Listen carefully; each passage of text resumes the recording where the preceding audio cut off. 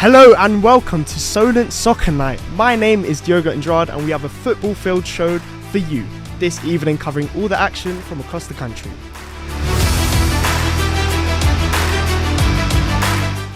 We have journalists who will be joining us live, reporting from the south and even the north.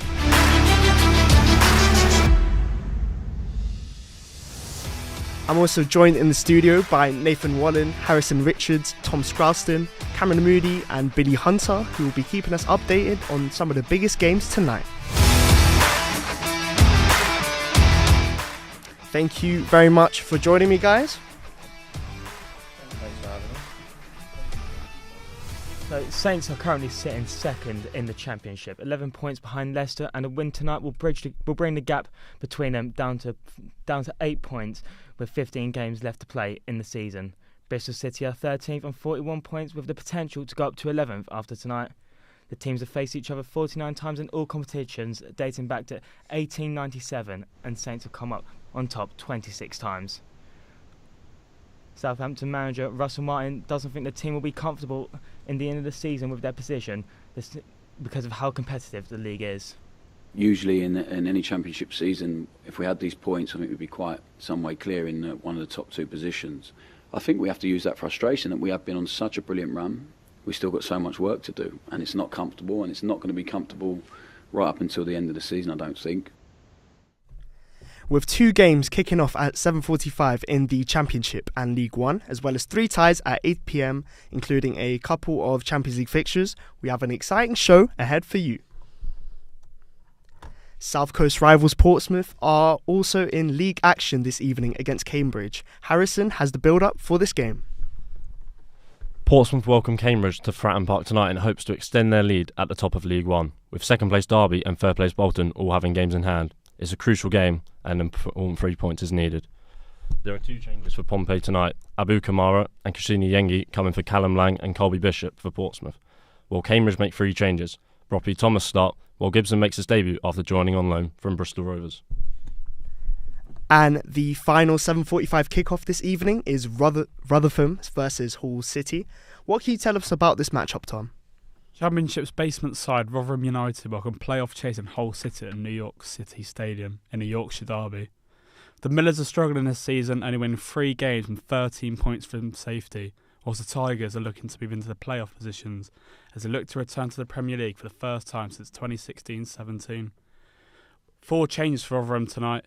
Charlie White, January signing from Wigan, comes in for Jordan Hugill, while Oliver Rathbone, Cameron Humphreys and Sam Nomby come in for Cafu, Liam Lindsay and Sean Morrison, with Rotherham lining up in a 3-5-2 formation.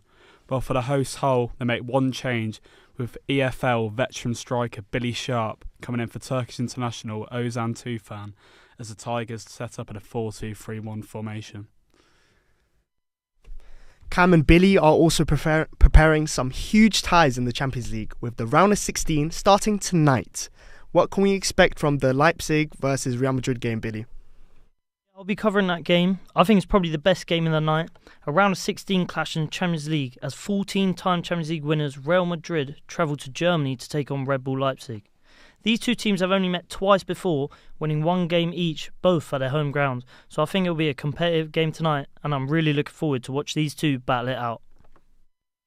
The other game tonight is Copenhagen versus Manchester City, and Cam will be providing the updates for us.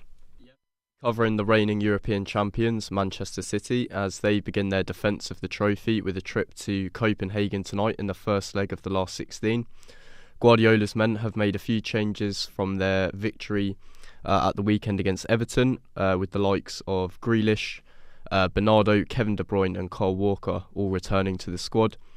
The Blues faced Copenhagen last year in their group stage run along the way to winning the trophy, winning 5-0, so it'll be interesting to see how they get on tonight. Chloe Boyne found out more ahead tonight's fixture. In the opening game of the round of 16 in the Champions League, Copenhagen host the current holders Manchester City. The Danish title winners have not played a competitive match in 2 months because of their winter break. Copenhagen have already beaten City's rivals Manchester United this season. Manchester City manager Pep Guardiola says this shows how threatening Copenhagen are at home. I've been here with the national team against Denmark in some games, and always was really, really tough. The stadium is so close, the crowd, and imagine 2 months without games. They are everyone desperate to watch football. A huge respect. With City on track to claim a record-breaking 4th Premier League title in a row, their fans are hoping to cruise through to the quarter-finals of the Champions League. Confident, to be fair. I'm sure we will show the other half of Manchester how to beat Copenhagen. They do play good football, but I think we should smash them if we play our normal game. Best team, without a shadow of a doubt. Best team in the world, so we've got to be confident, haven't you? A victory tonight will boost their chances before welcoming Copenhagen to the Etihad Stadium for the second leg. Alongside our studio coverage, we also have live reporters across the country that we'll hopefully hear from throughout the show. Freddie is at Leyton Orient versus Northampton. Chloe is at Charlton versus Lincoln. Jamie is at Burton Albion, but unfortunately the game got cancelled. Nathan is at Stevenage versus Bristol Rovers. And we have Ben, Callum and Callan covering National League tie Aldershot versus Fylde. We look forward to hearing from them soon, but for now, what is the team news for the Champions League fixtures? Unfortunately tonight, Real Madrid's star boy from Birmingham, Jude Bellingham, will miss out on his Euro Cup tie due to injury. Bellingham scored 20 goals this season, so it's really a big miss for Real Madrid, and they do not want him out. The injury struggles continue for Real Madrid as centre-backs are completely out of the way. Unfortunately, normal midfielder Tchouaméni is having to do a job at centre-back tonight. Leipzig team is unchanged from their last game in the league. Their run of form is terrible. 1 win, 1 draw and 3 losses in their last 5. They're hoping to keep a 100% record against Real Madrid at the Red Bull Arena in Leipzig. The German side will clearly be the underdogs going into the game tonight, but at their home ground and with Madrid struggling with injuries, they have a real chance to take the upper hand and win this first leg in the round of 16 Champions League. And how about for the Manchester City game? City have changed the team slightly from the weekend's win against Everton. As I mentioned, Jack Grealish, Bernardo Silva, Kevin De Bruyne and Kyle Walker come in for Guardiola's men. And for Copenhagen, who have been out of action for the last couple of months, they see new signing El Yunusi make a start for them today, alongside captain Clyson, who also starts in the midfield for them. And next up, I just have some questions for the audio crew. Starting off with Tom. I just want to know why you chose to broadcast this game. It's not really the biggest game, so I just want to know your thoughts. Yes, I think Hull City are in a good position at the moment to reach playoffs, while Rotherham, they are in woeful form, winless in their last 8, and that haven't not won in 2024. So I think it's a big game. Hull have to win really if they want to, in their quest to come back to the Premier League really.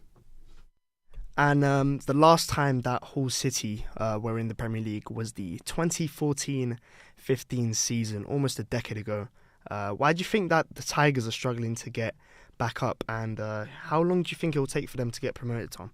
I'm just going to correct you there. It was 2016-17 actually the last time they were in there. But sorry, that is my bad. But yeah, but no, there's just, I think, not something I've noticed this year in the last few years. There's such a big gulf in the parachute payments teams this season, as the teams that have come down are all looking quite likely to come back up to the Premier League. So I think even though they've spent a lot of money in January, Hull, and are investing in the right ways, it's just bridging that gap really. So playoffs will be a real success for them this season.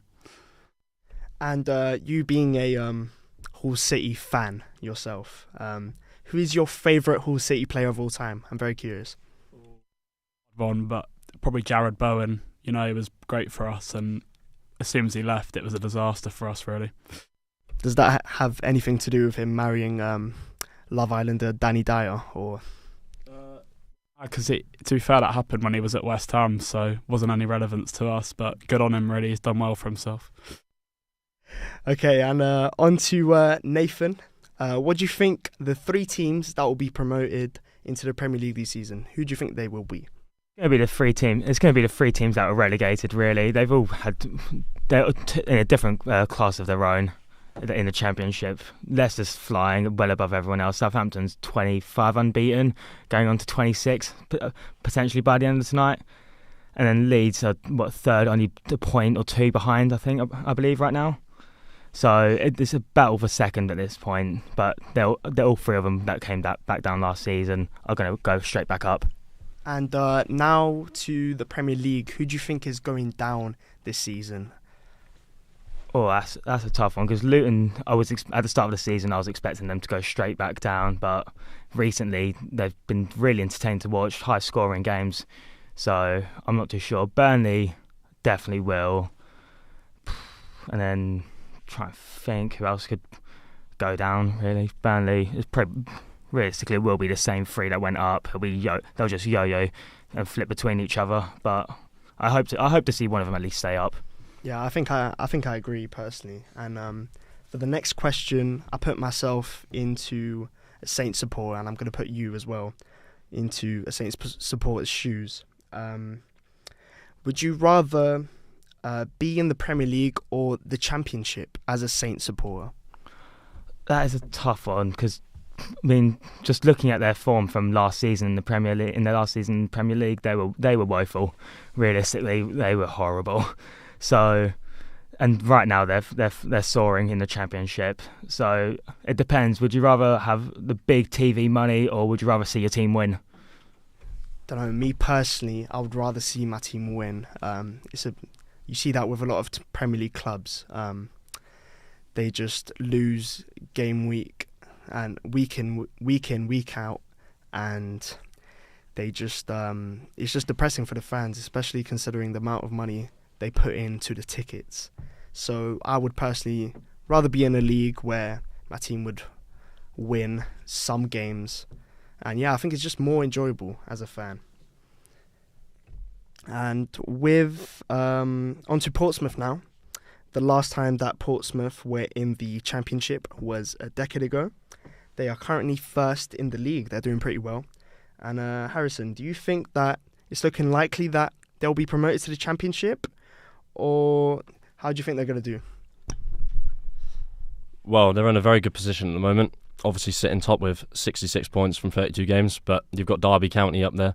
Bolton are third, 7 points behind, but they actually have 3 games in hand, so if they win on those, they do go top. We know League One is one of the most competitive leagues in the world. We've seen Portsmouth time and time again fall off towards the end of the season where they've missed out on playoffs a lot of times. So it's all about consistency, really, but if they can keep the results coming, promotion is definitely likely. And you have a stat to tell us about a player called Sean Raggett? Yeah, so Sean Raggett, who is starting today, so he will actually play his 227th game for Portsmouth tonight, which will make him the all-time appearance holder in this century for the club. And after a lot of injuries in his career, this is a big moment for him. And going into more League One football, me personally, I don't really watch it. I just prefer to watch Premier League games. But to football fans who don't really watch the league, why would you say that they should start watching more League One games? You've got to put it down to the fan bases that go to these games, sort of the passion behind your club. You don't get it as much in the Premier League. You get a lot of, it's called tourist fans. The League One is all about heart and soul for the club.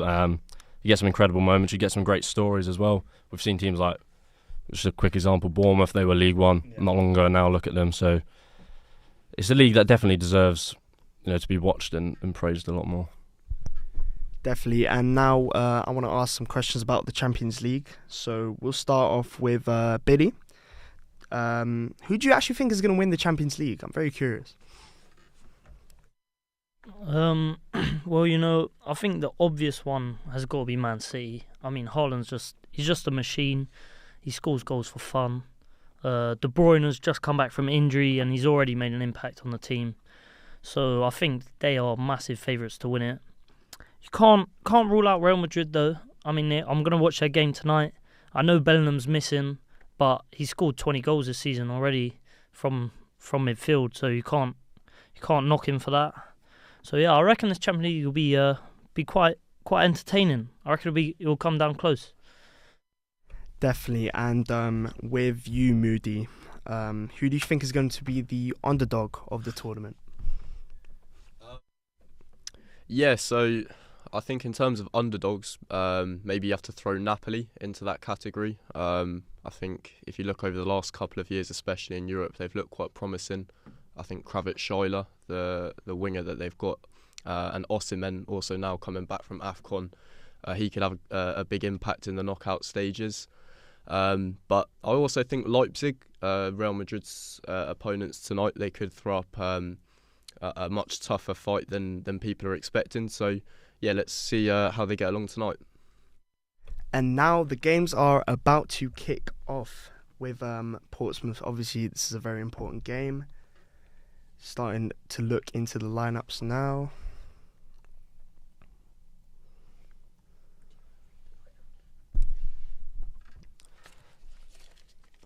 For Portsmouth tonight, Will Norris keeps his place in goal, as does Joe Rafferty, Sean Raggett, Connor Shawnsley, Connor Olive, Marlon Pack, Tom Lowry, and Paddy Lane, while Miles Parrott-House also is starting. The two changes, as we know, Abu Kamara and Kusi Yengi come into the side for Portsmouth. For Cambridge, the players keeping their positions: Jack Stevens in goal, Ryan Bennett, Michael Morrison, Danny Andrew, Jordan Cousins, Jack Lancaster, Sully Kaikai and Lee Taylor, with 3 changes from them, with James Broppy, George Thomas and James Gibbons making his debut up front.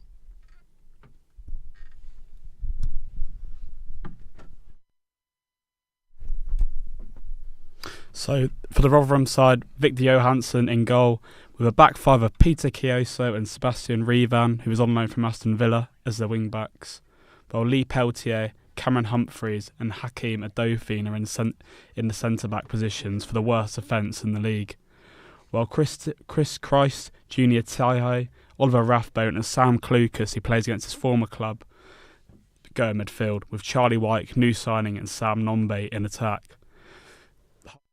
Ryan Alsop in goal, Louis Coyle, Jacob Groves, 2 homegrown players, with Alfie Jones and Ryan Giles making up the back 4, with Tyler Morton, Regan Slater and Fabio Carvalho making up the midfield, with 2 of them being on loan from Liverpool, while the front 3, star man Jaden Philogene on the right, Ames Zarore on the left, and veteran striker Billy Sharp up top.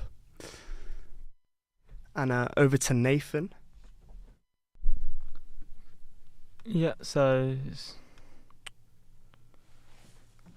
lineups for Bristol City. You got O'Leary, Tanner, Viner, Dickey, Roberts, Bell, James, Williams and Mahetme.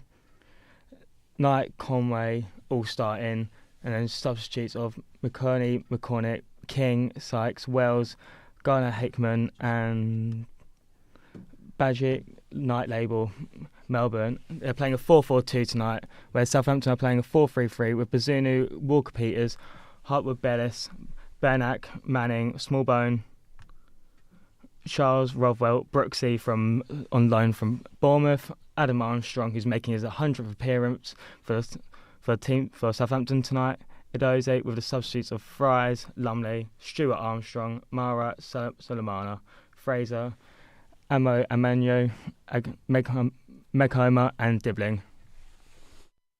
And Tom, what do you think of the new loan signings that Hull City have done? For example, with Fabio Carvalho. Yeah, I think it's very ambitious from the club there. Well, Fabio Carvalho has played in the Champions League this season, so he's gone from playing at the Etihad. He's played at Bayern Stadium this year, and now he's playing at Rotherham. So, but he's looked good so far. He scored against Sunderland in Hull's last away win with a volley. And yeah, he's bedding in well. But the star man, actually, Tyler Morton in midfield, who I think he looks unbelievable, and I think he's set for a really good Premier League career. Leicester have just scored against Sheffield Wednesday. Issa Haku has scored in the 4th minute. With the Portsmouth game, how's it looking like in the first couple of minutes? Yeah, it's very even so far. Portsmouth have just won a corner after a decent break from Paul Harris down the right. But nothing else has really happened. And what about with the Southampton game, Nathan? Southampton's kicking off at 8 o'clock, Diogo. That is my bad. But we'll switch over to Tom with the Fabio Carvalho question. Yeah, so basically early on here, Hull with the possession, as expected really, as they average 55% possession in most of their games. But to be fair, this style of football has been coming under fire of late, with 55% of their time with the ball spent in their own half, with them only actually scoring 13, only actually having the 13th best attack, which fans think, with the attacking talent they have, they should be doing better with, while Rotherham, they only average 34.3, so expected to have a lot of the possession here Hull tonight, with Rotherham looking to catch them on the counter-attack. Oh, and there's actually a goal here already, actually. Christ Junior Tehel. First shot on goal, and he actually dispatches a volley. Wild deflection, 1-0 to Rotherham. Big shock on the cards. And with the Tranmere game, Apter has scored in the 4th minute. And Rotherham as well has scored in the 4th minute. Thierry, not sure what position he plays, but he has scored in the 4th minute.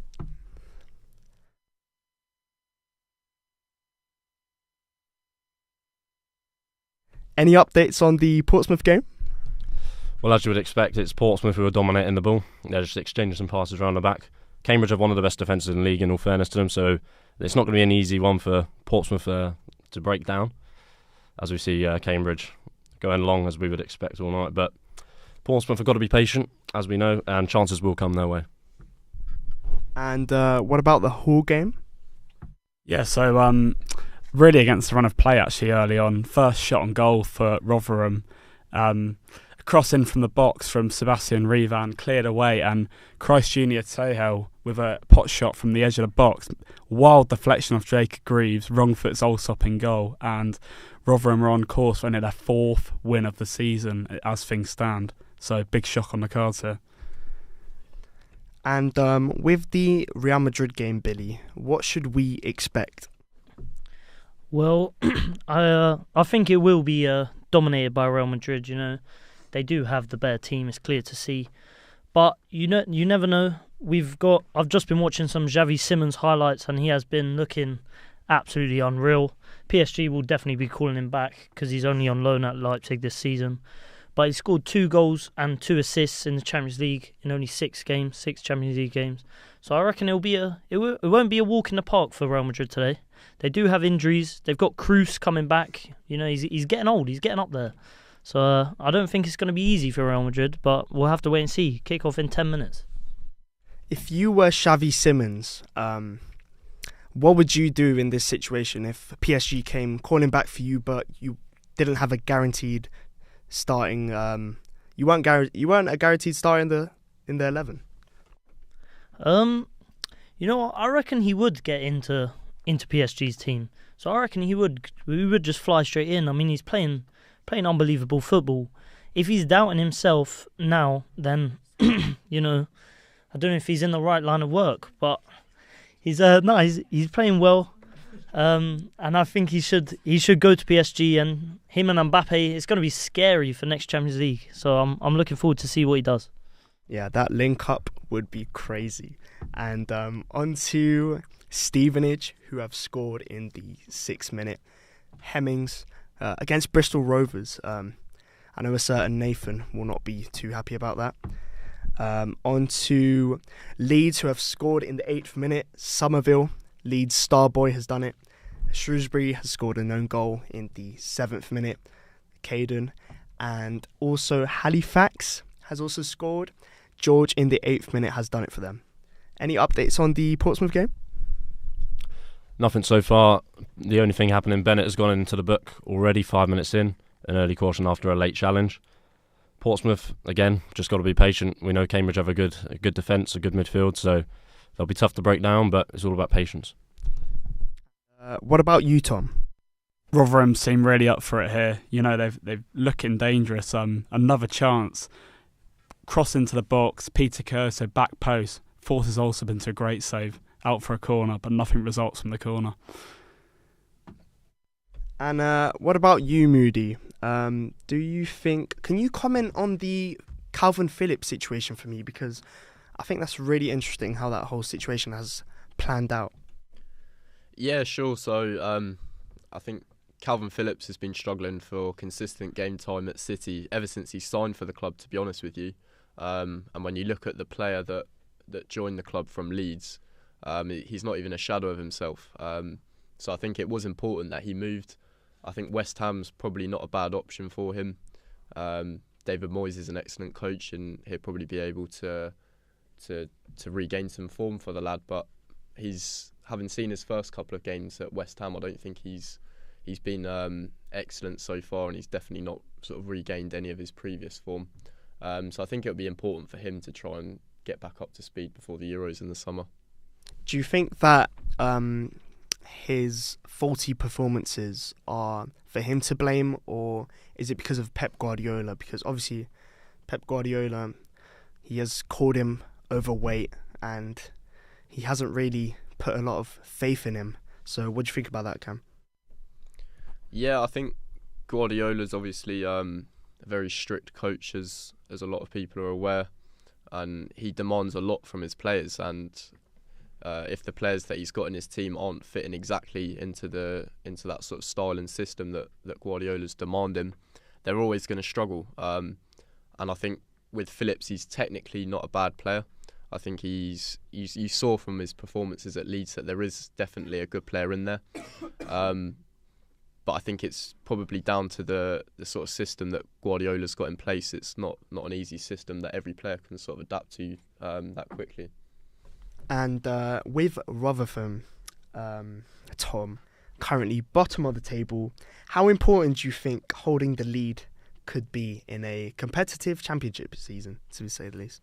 Absolutely massive for them. They're getting into territory now where every game is a must-win, with them being 13 points away from safety. So, yeah, I mean they've only won 3 games all season. So if they did do it now, I think we'd be looking at a miracle, really. So, yeah, it's so important for them to win today. And with some score updates, Crewe has scored geometry in the 8th minute. Tranmere has scored their second goal. Jennings has scored a penalty. And Leeds are 2-0 up. Pirro has scored in the 10th minute. And on the other hand, with Hull just outside the playoffs, surely a comeback will be huge for them, Tom? Absolutely. You know, Rotherham, I think every team in the league would be confident beating them. So if they don't win tonight with the recent investment, it'd be seen as a disaster, really. So, yeah, Hull fans a bit restless at the moment, to be honest. And Cameron, with De Bruyne and Haaland officially back from injury, do you think that the Citizens can make it back-to-back Champions Leagues? Yeah, I think they've definitely got the ability to. I think even if you were to take out someone like Kevin De Bruyne, they've got so much depth in their squad that they could probably still get to a semi-final or a final pretty comfortably. So I think, yeah, when you say that they've both returned to the squad now, I think you have to be confident as a City fan that you could regain the Champions League this year. And just moments away from the 8 p.m. kickoff, how can you see the Saints game going, Nathan? I see it going one way, and that'll be a Southampton win. There's no, with the way they're playing, scoring 60 goals in the 30 games so far. And having an average of 2.5 points per game. So it's the only way I see it is with a Saints win. And just a follow-up question: how do you assess Russell Martin's season so far? It wasn't going too well towards the start, but I think it's just adapting to the Championship. It's a much more physical and a much more demanding league than the Premier League, so they had to adapt. But after, I think it was the Leeds game back home in November, ever since that game, they've been unstoppable.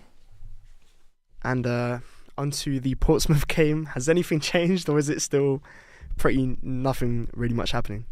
Well, first chance of the game actually came for Cambridge. Run through the middle from Jack Lancaster, cut onto his right foot, and his shot was blocked out for a corner.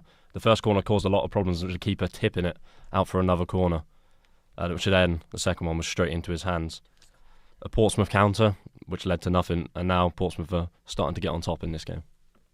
And what about you, Tom? Do you have any updates on the Hull game? Hull starting to dominate possession here. They just had a brilliant chance, actually. Regan Slater turned his man, crossed it in. Billy Sharp unmarked in the box was a great save at the goalkeeper, Victor Johansson. Victor Johansson, one of the best goalkeepers in the league, even at a struggling team. You know, he's been their star player this season. And honestly, without him, they could actually be worse because he averages 4.1 saves per game with him preventing 3.91 goals presented from expected goals. So, yeah, he's been brilliant so far and this season. And on to some more scoreline updates. We have Mansfield, who are 1-0 up after Atkins scored a penalty. We're having a lot of penalties this evening, but he scored a penalty in the 13th minute. A lot of own goals as well, as Tilt has scored an own goal in the 12th minute. So Doncaster are up 1-0. And Brown has scored a goal for Morecambe in the 14th minute. The score is now 2-1. Hopefully we'll hear from Nathan soon, as Bristol Rovers are 1-0 down against Stevenage. A goal from Hemmings. He's a big Rovers fan, so hopefully he'll join us soon. Any updates on the Hull game? Nah, nothing new here really. Both teams battling for possession. Hull are on attack now. Jaden Philogene, but a great tackle from Tao. He's been one of the best players on the pitch so far. And what about you, Billy? I know that the game has just started for you, so... Yeah, it's just kicked off here in Germany. The German crowd are absolutely buzzing. They're jumping about. Leipzig have just won a corner in the first minute. Bit of a sloppy mistake by Carver Howe. He's tried to play it across goal for some reason, and he's just gone straight out. So let's see what they can muster from this corner. What about you, Moody? Yeah, Manchester City dominating the ball early on, as you'd expect. Just engaging in a few passes across the midfield, but no real chances as of yet. And on to Nathan. Yeah, the game's just kicking off. I think there was a bit of delay with the pitch, but should be kicking off any time soon. And Billy, I've just seen you celebrate in the corner. Can you tell me what's going on? I thought Leipzig have just scored. The cross comes in, goalie sort of palms it away, bit stupid. It's come out to the edge of the box. It's had a shot, but it's bounced well high and it's headed at the back post. The flag's gone up for offside, but check in a minute because there might be a VAR in this one. Oh, and on to VAR, which is a very interesting topic to discuss, Billy. What do you think about it? What are your thoughts on it? Me personally, I just think it slows the game way too much.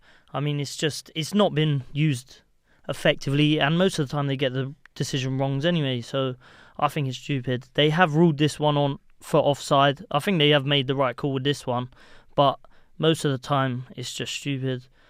Leipzig are looking well here. Oh, good save. Lunin with the save.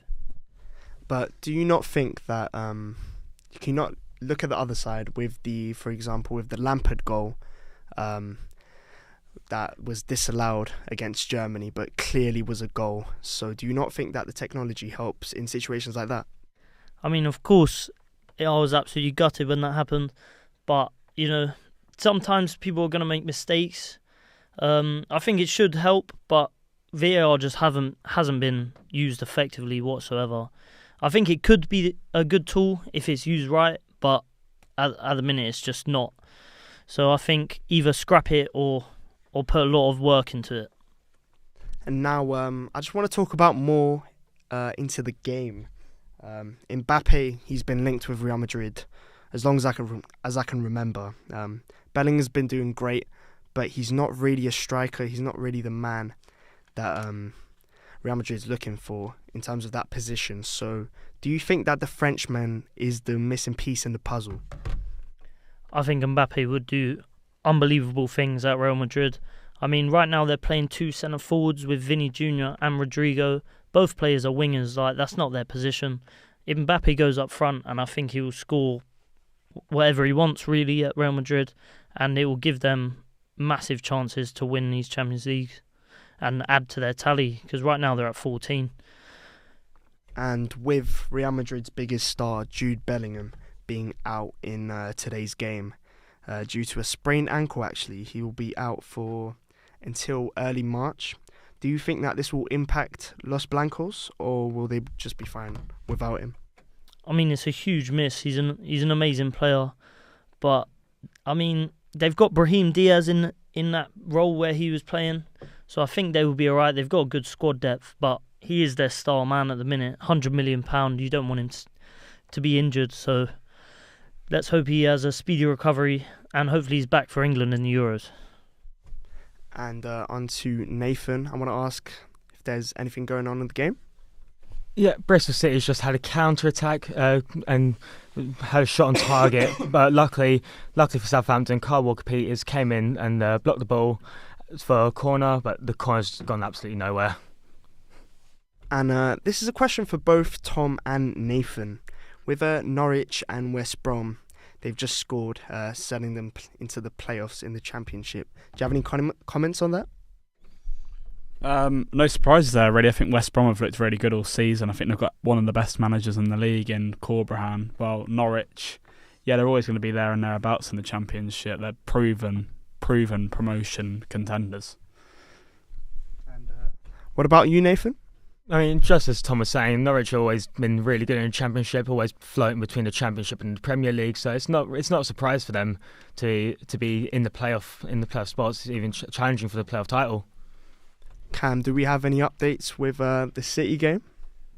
Yeah, so City are actually in at the moment. Bernardo's pulled the ball back, and nearly a goal. The cross came in from Bernardo following a set piece on the right hand side. He pulled it back towards the back post, and Nathan Ake, I think it was, who had the header. And it was well saved actually by the goalie. It's an important save. And then Ake had a good chance on the follow up actually, which he put over the bar. But it's all City over here in Denmark at the moment.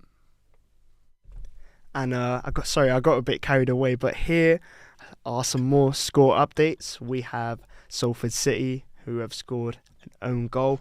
It is now 1-1, yet another own goal that we see today. Bradford has scored. Platt has scored in the 14th minute against MK Dons, 1-0. Edinburgh has scored. McDonald, he has scored in the 18th minute, 1-0 to Edinburgh against Kelty Hearts. West Brom, as previously mentioned, scored. Johnston, he scored in the first minute. And Norwich, as I previously mentioned as well, scored in the 20th minute. And the man that did it was Barnes. With Forest, McAllister, he scored in the 21st minute. And with Notts, Langstaff scored just now in the 22nd minute. Now, do we have any updates with the game, Moody? No, still 0-0 at the moment, Diogo. Man City look very good on the ball as usual. They've got a corner actually at the moment, if you want to stick around. De Bruyne's got it on the left-hand side. Referee's just sorting out a few shoves in the middle, but it's De Bruyne on the left. He's taking it short, I think, to Bernardo. It's gone back to De Bruyne. It's with Grealish on the edge. Can they work a shot here? No, it's worked its way back to Walker, but all Man City still over here. Wouldn't be surprised if they get a goal shortly. Do you reckon that Manchester City will win this game, Cam? Yeah, I'd be very surprised if it wasn't a City win here. I think even a draw tonight would be a really good result for Copenhagen, who haven't played competitive football for 2 months now due to the winter break in Denmark. So I think it'd be very tough for them tonight to compete with City. And now going on to Billy, do you have something to say? Yeah, so Real Madrid's just had a corner. First real attack of the game for them. They barely touched the ball. Ball comes in, Camavinga with a header, and it's actually cleared off the line. Comes back out, it's crossed back in, and then it's just an easy save for the goalie at Leipzig. But it's been all Leipzig, really. Real Madrid just haven't really got into it yet. And going back to the Portsmouth game, Harrison, do you have any updates? Not much has happened. It's still 0-0. Cambridge had probably the best chance of the game so far through Lyle Taylor down the right. His drilled effort was straight at the keeper though, and it's been the same old thing. Portsmouth doing okay with the ball, but then there's nothing really winning the final third from them at the moment. And Cambridge have a player down right now, so pausing break. If you had to give a prediction for the game, what would you predict the outcome? I think you have to, the favourites fall with Portsmouth being at home and being top of the league. We know it's two really good defences in the league, so it's going to be a tight game. Maybe 1 goal in it, 1-0 Portsmouth, maybe 2-1. But Cambridge can definitely get a result here tonight, and they've probably been the better team so far. And we have yet another score update with Stevenage scoring their second goal. Forster Kasky scored in the 24th minute. And we hopefully hear from Nathan soon. As mentioned before, he's a huge Rovers fan, so I would love to see his reaction with them being down in 2 goals in just 25 minutes. And any more Champions League updates, boys? Leipzig have just had a massive chance. Striker Sesko was one-on-one with the goalies. Tried to be clever and put it through his legs, but it's just not worked out. So all Leipzig, but come back to me in a minute. Yeah, we've got a goal in the Man City match. Kevin De Bruyne's just put City 1-up against Copenhagen with a calm finish. The ball was played through to him on the right-hand side, and he's just taken it with his right foot and slotted it into the bottom left-hand corner. No chance for the keeper. 1-0 City. There's no surprise there that the Belgian has scored. He's been absolutely amazing ever since he's come back, Moody. Do you have any comments on him? Yeah, no, I mean, he's going to be such an important player yet again, I think, for City for the remainder of this season. I think they definitely missed him earlier in the season when he got injured at the beginning, and that definitely showed for a bit. But I think now he's back alongside Haaland. They're going to be pretty formidable again the next few months. And me and Billy were actually talking about this the other day. How would you rank these 3 midfielders, Modric, De Bruyne and Iniesta? Oh, that's a tough one, Diogo. I think Iniesta is probably in a category of his own, to be honest, in my opinion. And then I think Modric and De Bruyne are both amazing footballers. I think I'd probably put them both on the same pedestal. But for me, Iniesta's the best player out of those 3 for sure. Billy, I can see you shaking your head. I'm not too sure why, but do you have any comments? So all 3 players are amazing, but for me, it's just got to be De Bruyne. I mean, he's unbelievable, and no one can do what he can do. Not Iniesta, not Modric. So, grow up. So, on to some more score updates. We got Kelty Hearts who have equalised McGlynn in the 26th minute. And Derby have also just scored, sending them second into League One.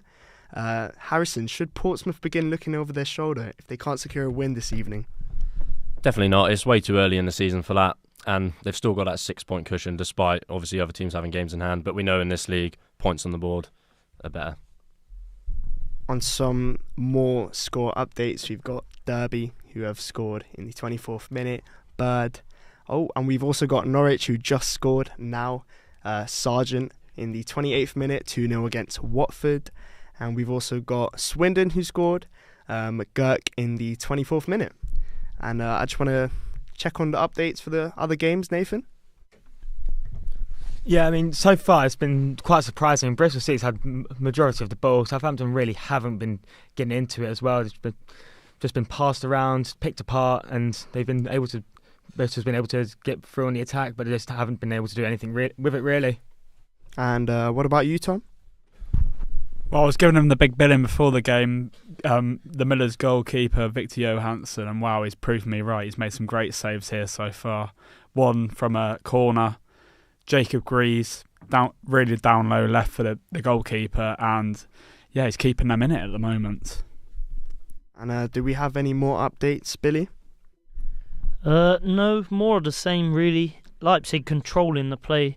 Real Madrid look really poor. They're coughing the ball up way too much. They've barely touched ball, barely got out their own half, to be honest. So the German German side are looking much better, and I hope they do it. I hope they cause a big upset and go all the way. And now we're going to hear from Ben, who's going to be at the Aldershot game. Hello, we've just had a goal from FC Filed. The Aldershot had to make a substitute due to an injury coming off just a few minutes before the goal. And it's a very cold and wet one, but the Aldershot fans are still roaring, and the few File fans are delighted in the away stand. Thank you very much, Ben, and over to Nathan Potter. So far, 30 minutes gone here at the Landmark Stadium. It's Stevenage 2, Bristol Rovers 1. Kane Hemmings opens the scoring from 12 yards out, and then it was Jake Forster-Kasky who doubled the Stevenage lead. But Bristol Rovers have just pulled one back through Luke Thomas with an absolute corker of a goal into the top right-hand corner. Rovers have also made a change on the 25th minute mark with Elkin Bag at the centre half coming off for winger Scott Sinclair.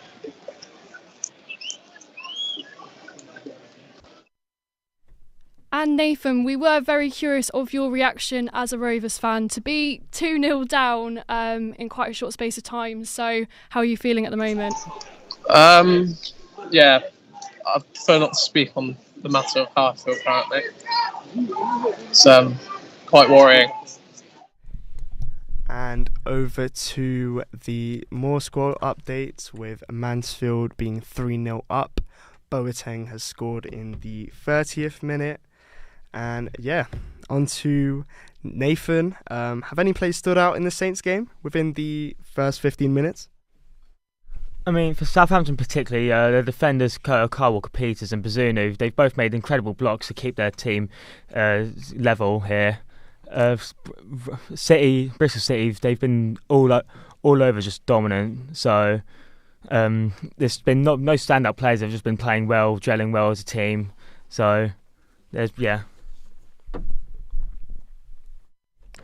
And on to the Portsmouth game now. Do we have any updates? Still nothing happened here so far. 30 minutes gone. Defences are definitely on top tonight.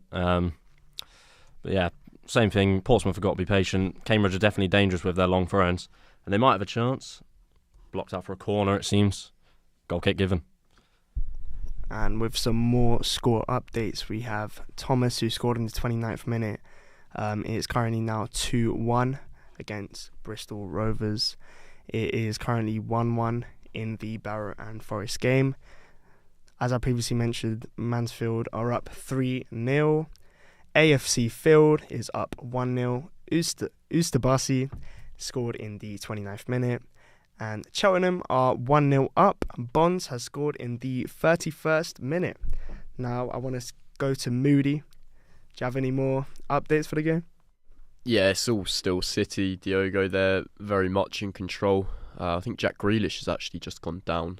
So hopefully it's nothing too serious there. Looks like he might be holding the back of his ankle potentially. But yeah, we'll get more on that shortly, I'm sure. City very much in control, dominating possession. Copenhagen can't really seem to break their press, so wouldn't be surprised if a second City goal was around the corner. And the Cheltenham goal is vital for them as they look to escape the relegation zone.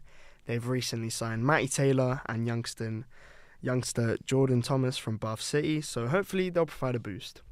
And more onto Grealish there, Cam. I was just wondering, do you think that he gets into the Euro squad?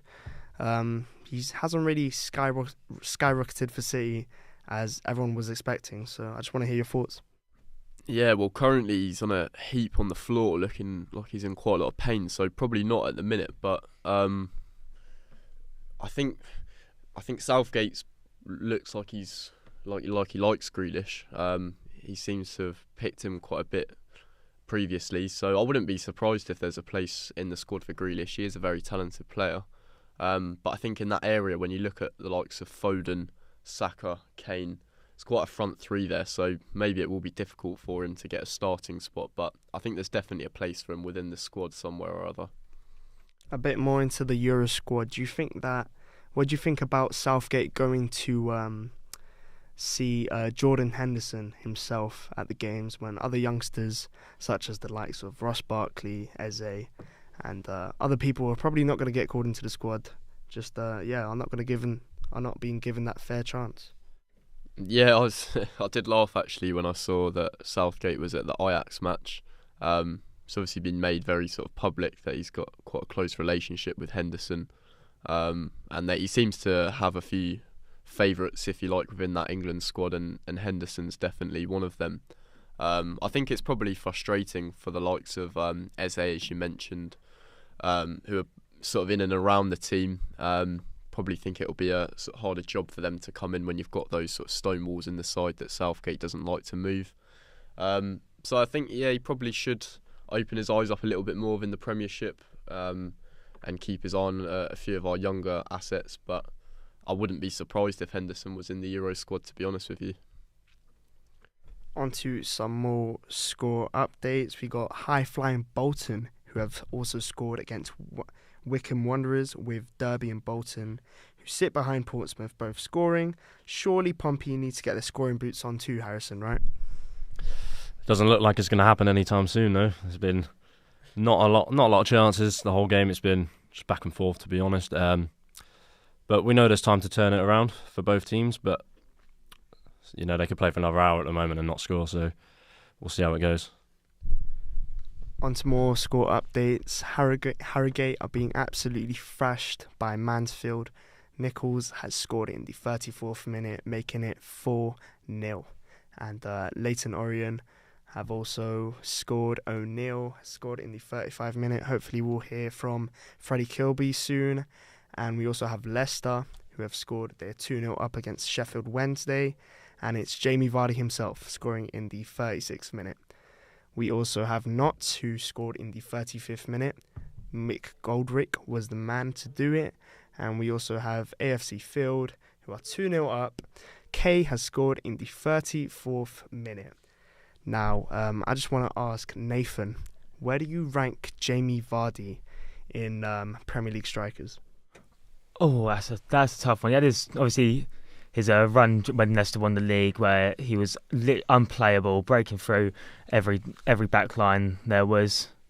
But I mean, if you look at it, he was only there for a short in his prime in the Premier League for a short period of time. So it's not like you can rank him with the likes of Wayne Rooney, Harry Kane's, that in the Premier League, that especially as an English striker as well. So I don't think he ranks too highly for me, but I know the impact he had with that Leicester title-winning season, that it would bring it up for a lot of others. And we have Ben now at the Aldershot game. Over to you, Ben.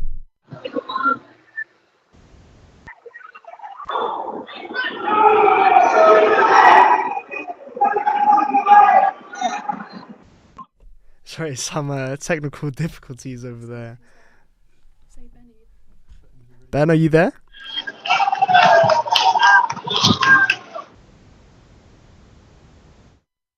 Okay, it doesn't sound like he's there, so I'm just going to carry on with Jamie Vardy. Oh, sorry, Bristol Rovers have scored. It is now 2-1. Nathan must be very happy about that. And I think Ben is back now. Ben?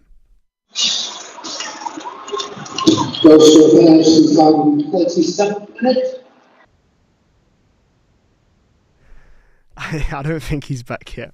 So I'll just go back to Tom. With Jamie Vardy, I was speaking earlier. One of his memorable moments for me, and probably most controversial as well, was the kick against the rainbow flag. What do you reckon about that? I mean, if he has to celebrate some way, hasn't he? You know, I think it could have been anything on that flag. It just happened to be that, really. And on to some more score updates. We have Aldershot Harry's is off due to foul and abusive language in the 34th minute. I'm not too surprised there. Leeds are currently 3-0 up, with Gnonto scoring in the 35th minute. We also have Stockport, who who are 1-0 up after Alofe has put them up for 1-0 in the 35th minute. There's also been a goal in Leighton Orient game that Chloe's attending. Hopefully we hear from her soon as they lead Northampton. On to Bradford now. Kavanga has scored in the 36th minute. And Lincoln is 1-0 up after Hackett Fairchild, very interesting name, has scored in the 37th minute. And also Mansfield are 5-0 up against Harrogate. Absolutely embarrassing. Keeler Dunn in the 39th minute has done it for them. Any more updates, Harrison? Still none. The only update is a substitution for Portsmouth. Lowry has had to go off injured and Moxon has been brought on. Cambridge with a couple of chances there, but both going out for corners as they whip another one in. There's a Pills that has crossed the line. And a goal has been given. Cambridge have scored. They've opened the scoring. Not sure who it was from the corner, but there was a strong appeals from the Cambridge players, and they have ultimately decided it's crossed the line. So it's 1-0 Cambridge. And it's a bit quiet from the Champions League side. Is there nothing really going on, Billy and Cam? I mean, there's been a few chances each. Real Madrid just had a counter-attack. Vinny Jr. down the line, cuts it back, and Rodrigo's there. But he just has not connected to the ball. It might as well be a back pass where he's hit it. I mean, it's dribbled to the goalie. Not much going on in this game so far. Camavinga's just been diving all the time. I mean, he might as well. He's spent half the time on the floor. So we'll see what the ref does about that. But he's been giving it so far. What about you, Cameron? Yeah, worrying signs for City actually, because Grealish was replaced by Doku. He actually went off injured in the end, and Phil Foden's just gone down now. So a couple of worrying signs there for City. He did come very close to getting a second. Bernardo Silva pulled in a cross from the left, which deflected off the Copenhagen centre half off the crossbar. So they did come very close to getting a second, but Phil Foden's just down receiving some treatment at the moment, so fingers crossed for England fans that it's nothing too serious. And now back onto Harrison. Any more updates? Yeah, just the goal so far. We had a corner from Sully Kaikai, the former Palace player. He whipped it in and Andrews met it perfectly with his head.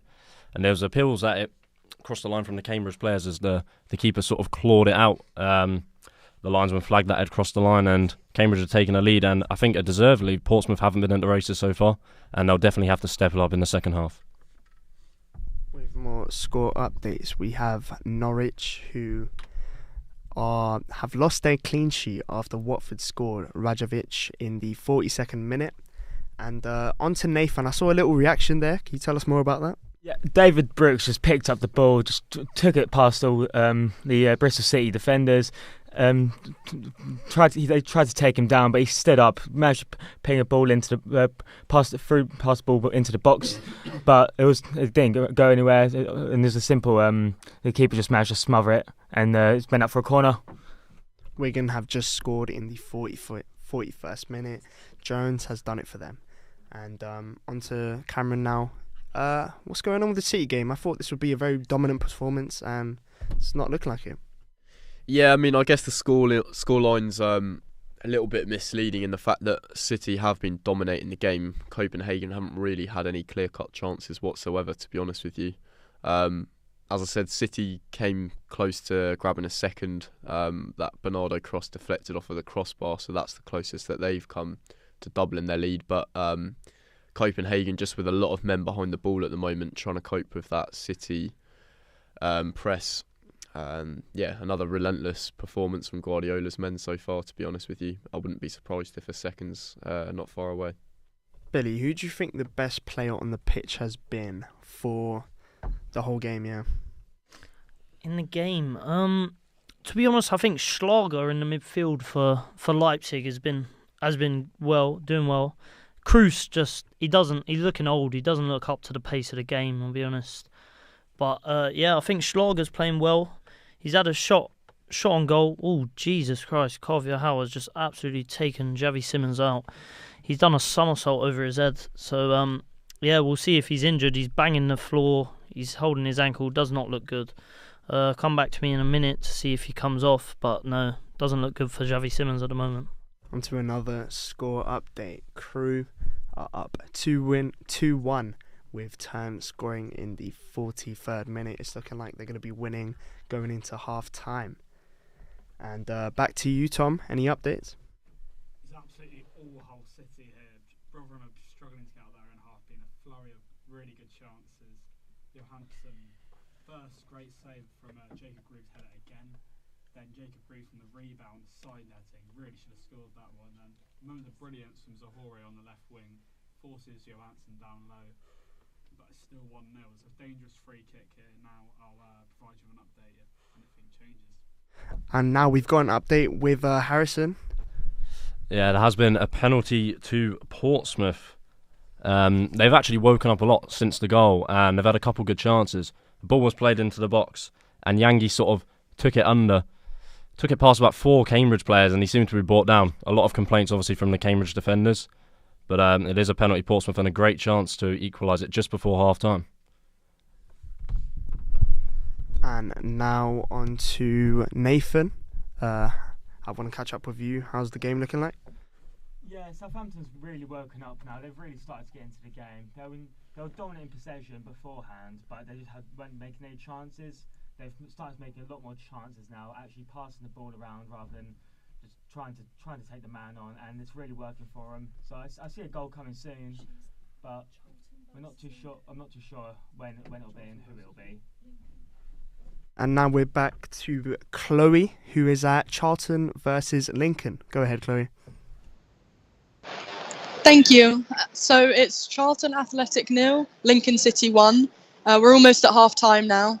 Both the teams have been really, really close with all their chances, especially Charlton Athletic. They've been Daniel Canu, who's number 29. He's been having a good old shot on target.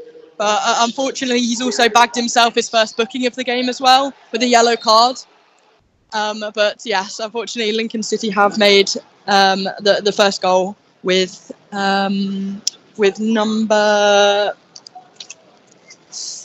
number 7, Hackett Fairchild. So it's Charlton Athletic 0, Lincoln City 1. Thank you very much, Chloe. And now on to Harrison, who has an update with the Portsmouth game. And we knew it was a penalty to Portsmouth. Yangi won it, he took it, and he scored it, sending the keeper the wrong way, putting it into the bottom right-hand corner, giving Portsmouth a much-needed goal just before half-time. Thank you very much. Hopefully we hear from Ben again, as Aldershot are now 10 men down and are 3-0 down within 40 minutes. They're still within the playoffs, but potentially could slip out at this rate. And with some games coming to an end at half-time, we got 2 0-0s. We've got Dumbarton and Spartans 0-0. 1-0. Cheltenham winning 1-0 against Blackpool. Kelty Hearts 1-1 against Edinburgh. And yeah, on to now Nathan again for some updates. Yeah, a few minutes ago, Bristol City had a really good chance with Bell, but hit the side of the net. But I think that was probably the best chance of the game so far. But Southampton's got them all. They just had a shot. No, just been taken off the byline by Bristol City defender, so it's not gone anywhere for Southampton there. But Brooks is really driving the team forward for Southampton. He's been showing how much of a different level of player he is compared to the rest in the league. Now on to Nathan Potter, who is at Stevenage versus Bristol Rovers. Over to you, Nathan.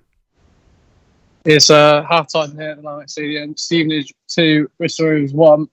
Kane Hemmings opened the scoring on the 6th-minute mark with a good effort from 12 yards out. It was then Jake Forster-Cascade who doubled Stevenage's lead 25 minutes in. But Luke Thomas got one back for Rovers 29 minutes in. And it's 2-1 at half-time. Elkin Baggett was replaced by Scott Sinclair, which seems to be a change of formation for the Gas. That's all for now. 2, Bristol Rovers 1. Thank you very much, Nathan. Leeds are now 3-0 up, so they have stolen Saints' second place. Any thoughts on that, Nathan? Yeah, I mean, Leeds Southampton. Leeds have always been an immaculate team, and Southampton has as well. So it's always going to be a battle for that second place in the Championship, because Leicester's so much further up in the league. And I heard goal from the other side of the room, Moody. Yeah, there's a goal in the Copenhagen match. Bit of a surprise, but Copenhagen have equalised. I can't actually see who scored the goal, but it's a brilliant finish. Man City playing out from the back. Edison's gone to play it out to Nathan Ake. He's just scuffed his kick a little bit, and it's been intercepted on the edge of the box. First effort blocked by Diaz well, and then it's fallen to the midfielder outside the box. And it's the number 8. I think it might be the captain, Klaassen, potentially. But it's a right-footed shot outside the box, and he's curled it into the top corner. It's a brilliant strike. 1-1 against the run of play, I have to say. But Man City find themselves in a bit of a spot of bother here. Absolutely crazy scenes, considering City are last year's Champions League winners. So it's definitely interesting stuff. Pardon me, we've got Leeds, again, as I mentioned earlier, 3-0 up. Wigan are now 1-1 against Oxford United, as Murphy has scored in added time. Mansfield is up 5-0 against Harrogate. Norwich are up 2-1 against Watford.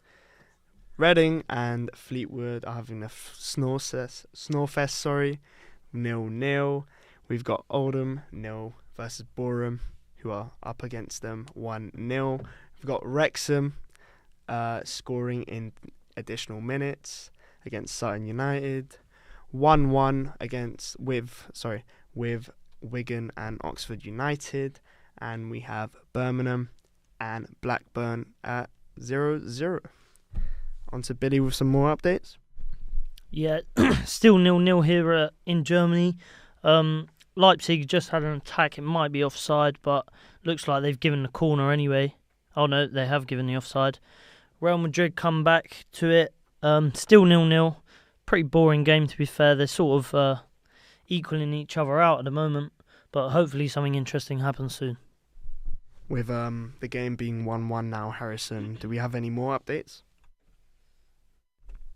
It's been a little bit scrappy since the Portsmouth goal. Both teams obviously not happy and both feel aggrieved with each other's goals. There was a strong tackle on Paddy Lane, and a Cambridge player was booked. 4 minutes added on. There'll be a few more due to the discussions the referee's been having with the players, but it looks like it will be 1-1 at the break, and with the managers a bit of work to do with their players. And what about you, Tom? Do we have any updates?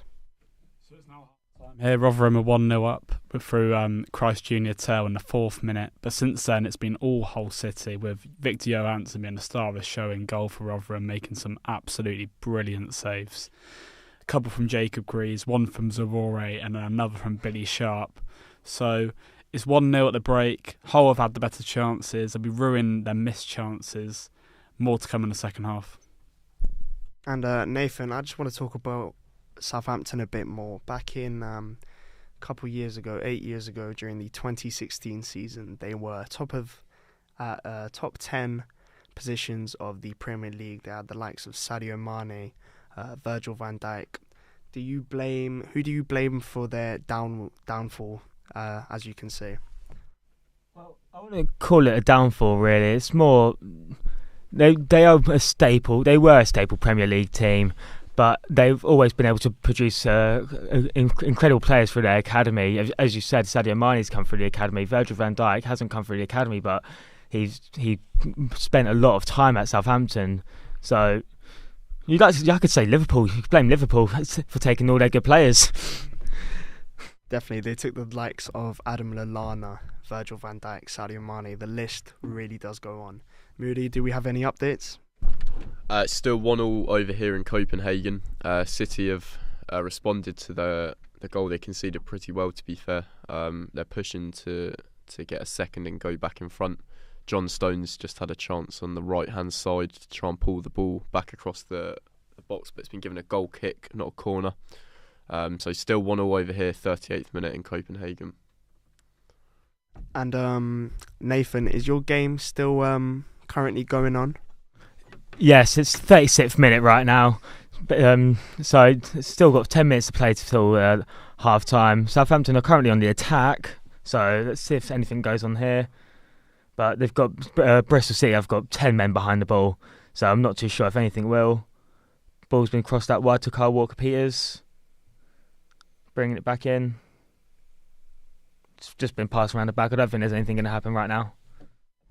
And Billy, I just want to ask you about the Champions League.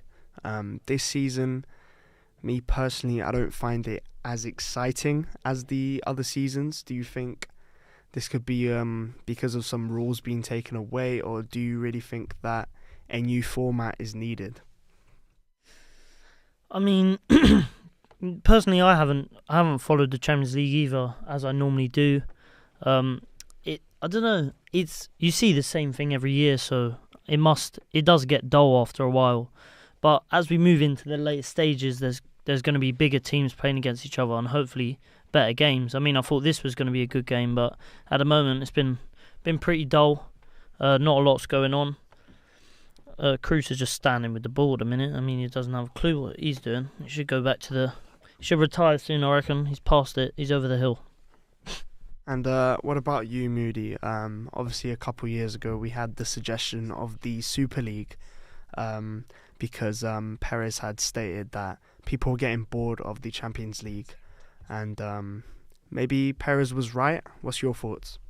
I think the Super League is always going to be a difficult one, obviously, because of the connection that the fans have with each club and the sort of opposition that will get. But I don't know. I don't think the Champions League's sort of declining as an overall product. I still think it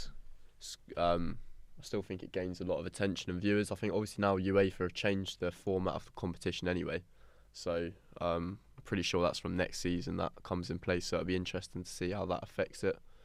Moving on from next year. And now we have Sarah Louise and Caitlin in the studio, and they've been doing some social media for us today. And how's that been going? Yeah, it's been going well. So, hi, I'm Sarah, by the way. So I've been kind of doing a bit of both. So I've been doing Facebook social media side of things, and I've also been writing up some match previews, and I'm going to go back up and do some match halftime reports in a minute. But yeah, it's going well. It's been very interactive with the rest of the group, which has been really fun. A couple new followers here and there. But yeah, overall, it's been really enjoyable. And earlier we did a TikTok. How would you describe that experience? Oh, that TikTok was it was certainly something. A bit of a team bonding, I suppose, as people would call it. But yeah, it was very good and a bit of a laugh, which is always helpful in stressful times. And now on to Caitlin. I'd like to ask her a question. Hello, Caitlin. Hi. With obviously being a new student here, coming from Canada, how are you finding it? I found it really interesting. I like how your guys' program is laid out. You guys do a lot of interactive work, which I find a lot more stimulating than a lot of the stuff I do back home. It's been nice to be a part of this night and see how a soccer night plays out. Or a football night, my bad. But it's cool. I didn't know you guys did such hands-on, like you're really getting thrown into it, which is probably really good for getting into the workforce. And why did you move from Canada to study here? I wanted to, well, if I'm being honest, I wanted the chance to travel, and it was nice to come out here because you guys are kind of in like the middle of a lot of areas I wanted to see, but I've always wanted to come to the UK. I have some friends that were born and grew up here, and I just think that it's a great culture. I wanted to see like an English culture so I wouldn't have the language barrier and still get to be immersed in a different environment.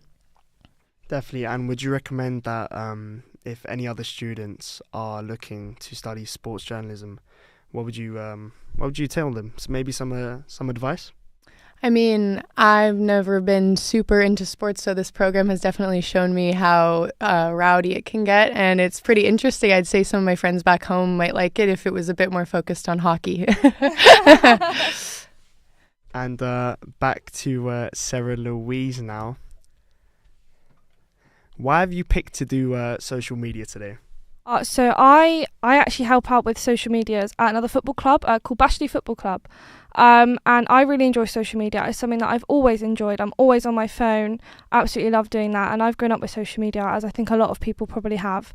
But yeah, social media, I just really enjoy it. It's so fun and it's very involved, very hands-on. And yeah, I just thoroughly enjoy it. Do you think that social media will eventually overtake, I guess, like kind of traditional journalism? Oh yeah, absolutely. I mean, social media is an ever-growing thing. You know, TikTok's famous, X or Twitter is famous, Instagram's growing, Facebook's growing. You know, I know a lot of the older generation find out a lot of sports now through Facebook, and they read little articles, like newspaper articles in like 500 words now on Facebook instead of, handwritten in the papers. So yeah, I definitely think it will one day overtake, normal journalism. Thank you very much, guys. Now back to the Champions League games. Moody, do we have any updates? It's still 1-1 at the moment, Diogo, in Copenhagen.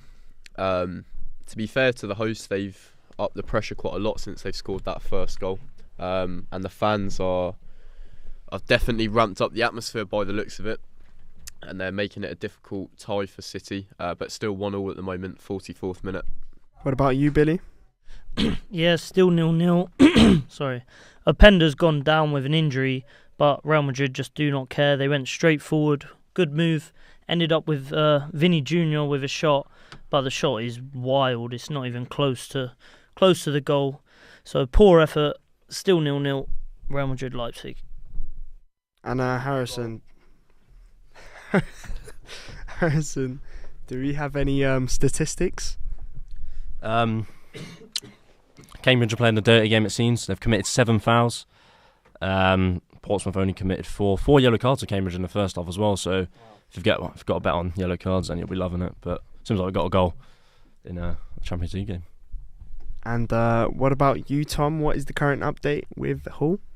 So yeah, Hull have got 64% of the possession here, to compare to Rotherham's 36, with all the after the awful start for Hull being all Hull, with Johansson making many saves. If they keep this pressure up, then it's just a matter of time before they break the deadlock.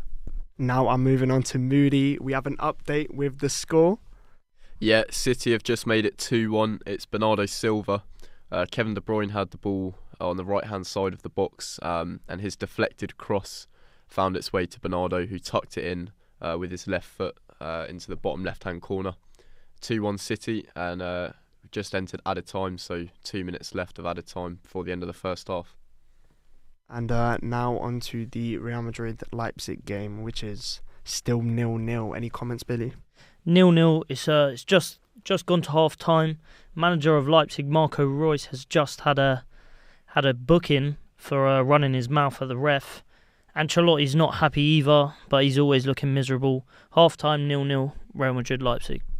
And do you think that Ancelotti's time at Real Madrid, if he doesn't go through to the quarterfinals, is done? And do you think there could be any replacements you're thinking of? Maybe perhaps Xabi Alonso? I mean, Xabi Alonso's doing bits at where he is. Ancelotti's a great manager, though. He's won Champions Leagues with Real Madrid before, so I think you've got to give him a chance at least. I think they should go far in this competition. I can't see them going out in the round of 16. They haven't looked good tonight, but hopefully they'll come back in the second half with a bit more attacking threat. And with Nathan, any updates with the Southampton game? It's 0-0 still here at Bristol City, Southampton. Bristol currently have a corner though, and it's literally 30 seconds, if that, going into half time. So we'll see what's going on with there. But no, nothing's happened, and it's half time.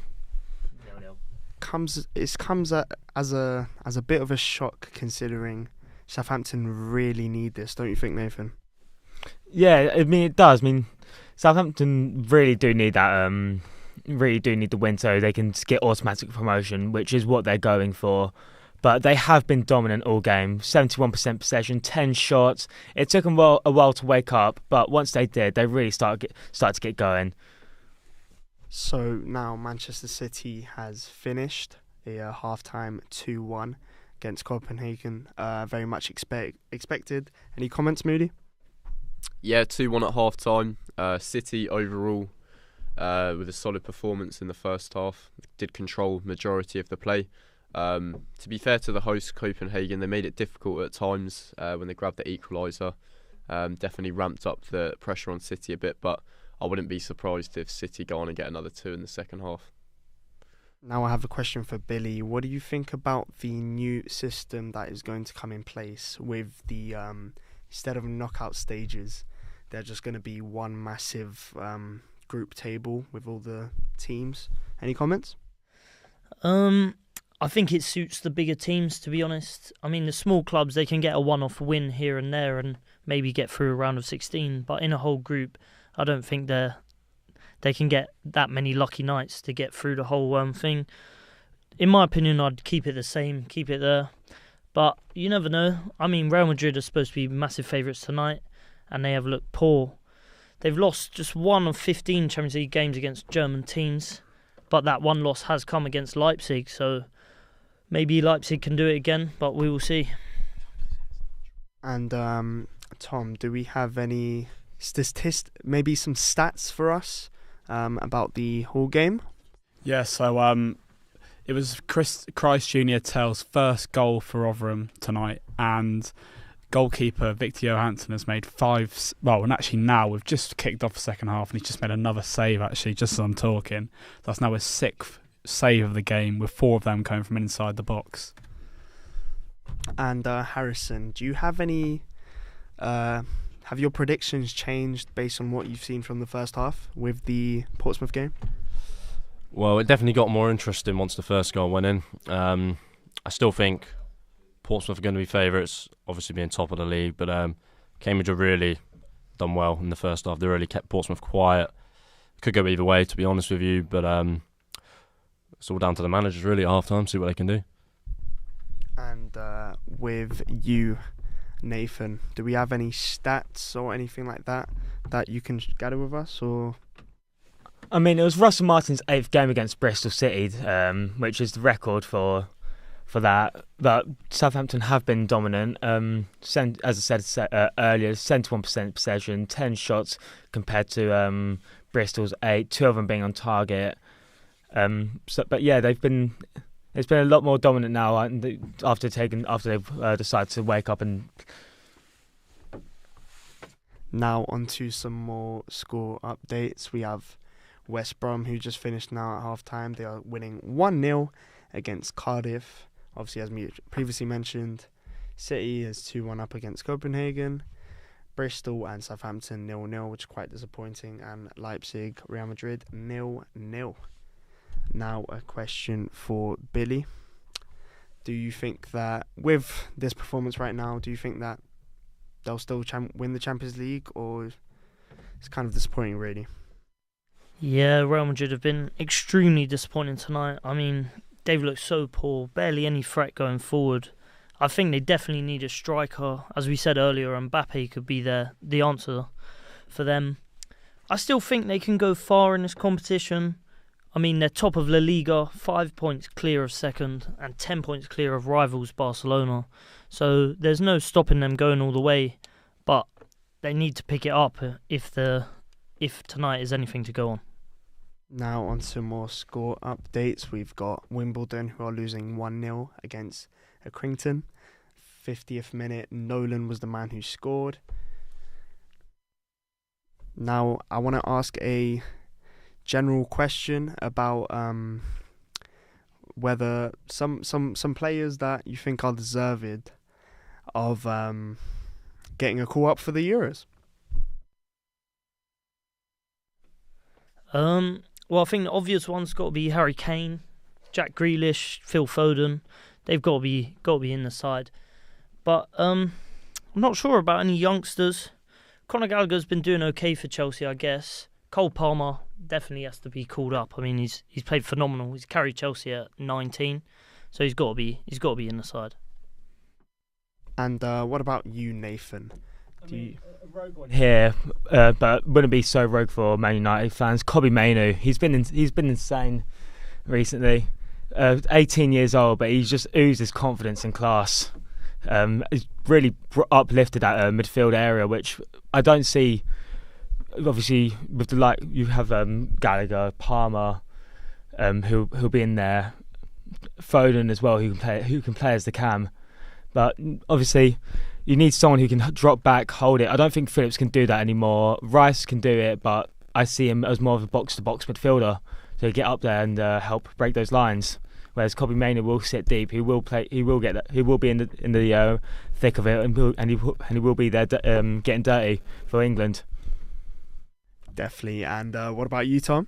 So as much as I like Mainoo, I think it's a bit of a big club bias if he gets the England squad, in all honesty. I think there's much better options at smaller teams. Like, I think as a player at Bournemouth, I really like Alex Scott in midfield. I think he'd be a great option for us to have. And also, he would never get picked because of the team he plays for. But I think left back's another problem position for England. Someone who's really impressed me. He's a great bargain option on FPL.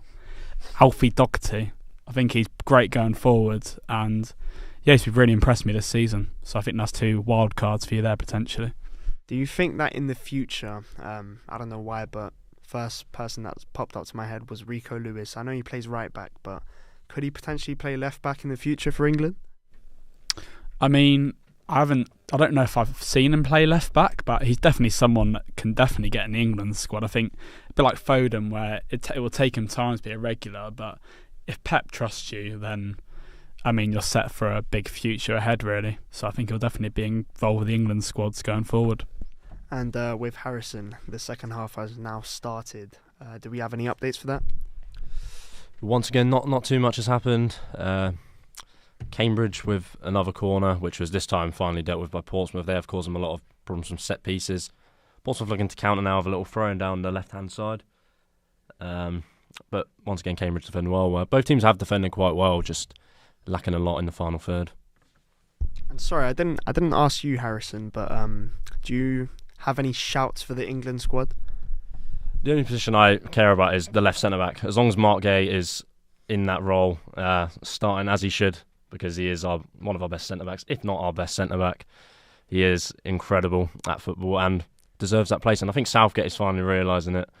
So in partnering John Stones at the Euros, it is coming home. Billy, I see some. I see you completely disagreeing with Harrison there. Do you have any thoughts? Harrison, what are you on about? Mark Gay, please. We have so many better centre-backs. We got Tomori, we've got Stones. I'd even take Harry Maguire over Gay at the minute. I mean, Jesus. That's a typical Crystal Palace bias right there from Harrison. And you said there Tomori. Why do you think Tomori hasn't really been an option for England, Billy? I mean, yeah, that's literally it. Nathan's just said it beside me. He doesn't play in the Premier League, and if you're not one of Southgate's favourites like Henderson, he won't travel over to watch your games. So I think it's a bit stupid. He hasn't even had a look in, and people like Henderson are getting in the team. I mean, honestly, he's an absolute donkey. Now back onto some more score updates. We've got Derby, who are 2-0 up. Mendes. Sorry, we are now going on to Nathan Potter, who is over to you, Nathan. 10 minutes gone so far in the second half here at the Lamex Stadium, where Rose still trail by 2-1, but they have just had an effort cleared off the line by Stevenage centre-half Carl Piergiani, and where he's managed to put it out for a corner, but so far it's been Stevenage with the more chances this half, forcing the save out of goalkeeper Jed Ward for the away side. Once again, Stevenage 2, Bristol Rovers 1. Thank you very much, Nathan. On to, as I was saying with the score lines, 6-0 up. Mansfield, Bradford are 3-0 up. Cook is cooking in the 49th minute. Kelty Hertz is up 2-1. And McGlynn has scored in the 55th minute. Bradford is 4-0 up against MK Dons, with Edouard scoring in the 51st minute. Any updates, Harrison? None so far. The only update is Billy's wrong about his opinion. But still 1-0 in Portsmouth. Billy, any comments? No, I'm definitely not wrong. He is. He's just woeful, man. I don't know how he's getting so much hype, honestly. Like, I think Anderson at Crystal Palace is better than him. So he's not even the best centre-back at Crystal Palace. So he's definitely not getting in the England squad. On to Nathan now. Do we have any updates with the game? Or No, it's still half time currently, so just waiting for that to come through. And with you, Tom, has the game started yet? Or Yeah, so we're 10 minutes now into the second half, and it's pretty much, again, as the first half was going towards the end, it's all Hull here. Jaden Philogene looking really, really dangerous. He's put on a couple of delicious crosses, but none of them have really found that focal point. I think Hull, they are missing their striker Liam Delap for injury tonight, and their top goal scorer is actually on the bench, so I think striker-wise is a big problem for them at the moment. They just don't have that player to put it in the back of the net for them. And Harrison, we were talking about Raggett, and is he been dangerous this game, or has he kind of disappeared? We're talking about the Raggett, obviously 227 appearances. He's been solid at the back as a centre half for Portsmouth. But both defences have been equally on top of each other this game, and I think there's going to be one goal in it in this second half, but whoever it's for, it's really a toss of a coin, to be honest. And Billy, do we have any updates? Has the game started yet, or? So still half time here, but hopefully it's going to be kicking off again soon. Might be my feed, it might be a bit slow, but check back with me in 2 minutes and it should be up and running. Sure thing, mate. With some more scoreline updates. We've got Thompson in the 55th minute, who has scored for Harrogate, but it's still 6-1. They would need a miracle for them to come back. Tom, any updates? Actually, a really good chance for Rotherham on the counter-attack. It was Peter Kioso. He's had a couple of chances now, actually, on the counter-attack for them. He had a shot from outside the box, forced Alsup down low, parried out for a throw-in. That's it at the moment, still. How do you feel being a Hull City fan watching the game right now? I mean, it would be a shocking result, but actually, other than the poor start, we've been the much better team here, and I feel like it's just if we get that one goal, I feel like it'll be a matter of how many. So if we can get that one goal, yeah, hopefully soon. But watch otherwise. And we now have Ben. Oh, Ben's gone now, but we had Ben, but I'm not sure where he's gone. I'm sure he'll be back with us in a minute. Onto the... Okay, Harrogate has now scored. Their second goal could have come back beat on the 55th minute. Thompson has done it. Leighton Orient has also scored 2-1 against Northampton, and Flight are now flying 4-0 against Aldershot. So hopefully we hear from Ben soon for his reaction. 4-0 down with 10 men early into the second half. Brannigan has scored in the 55th minute. Oxford United are now 2-1 up against Wigan. And yeah, as I previously mentioned earlier, AFC Fylde are now 4-1 up. Quite an embarrassing scoreline. Tom, any updates? Currently free kick here for Rotherham outside the area. Sam Clucas, former Hull man's got his left foot over it. Cross put in. Jacob Greaves heads it away at the back post. Results in nothing really. Still 1-0 here. And we are almost 10 minutes into the second half. Harrison, who do you think is looking likely to score? I'd say it's Cambridge again, who are slightly on top, but it's a lot more even in this second half. Both teams have had good chances.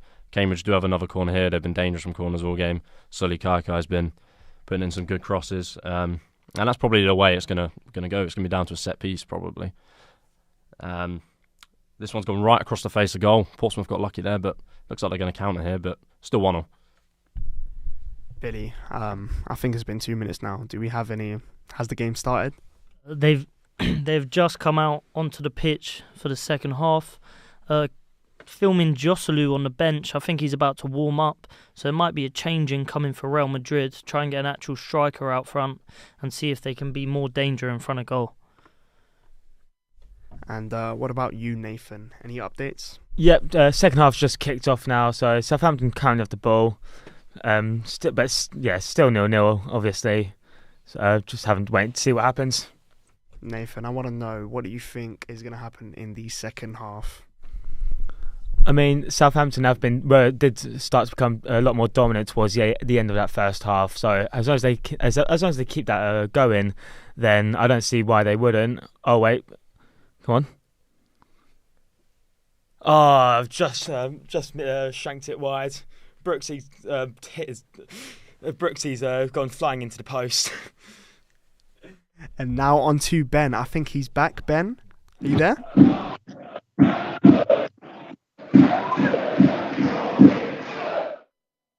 Hello? Okay, I think we're still having some technical difficulties. No rush, Ben. Now over to... Sorry, what were you saying, Nathan? Oh, sorry, that is my bad. Billy, over to you.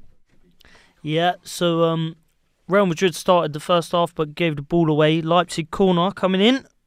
Ooh, header off Sesko, I'm pretty sure. So it's coming in but been cleared by Real Madrid. They've got the ball back. And now they are on the counter-attack, it looks like. Brahim Diaz, no, he's lost the ball. Ben, are you there? Hello, can you hear me? Yeah, we can hear you, mate. Yep, it is now 4-0 to AFC Flying here at the EBB Stadium. It is looking like a very, very poor night for Aldershot Town, who are chasing promotion, whereas Fylde are sat in 18th, fighting relegation. However, it is not evident tonight. Fylde have been all over them.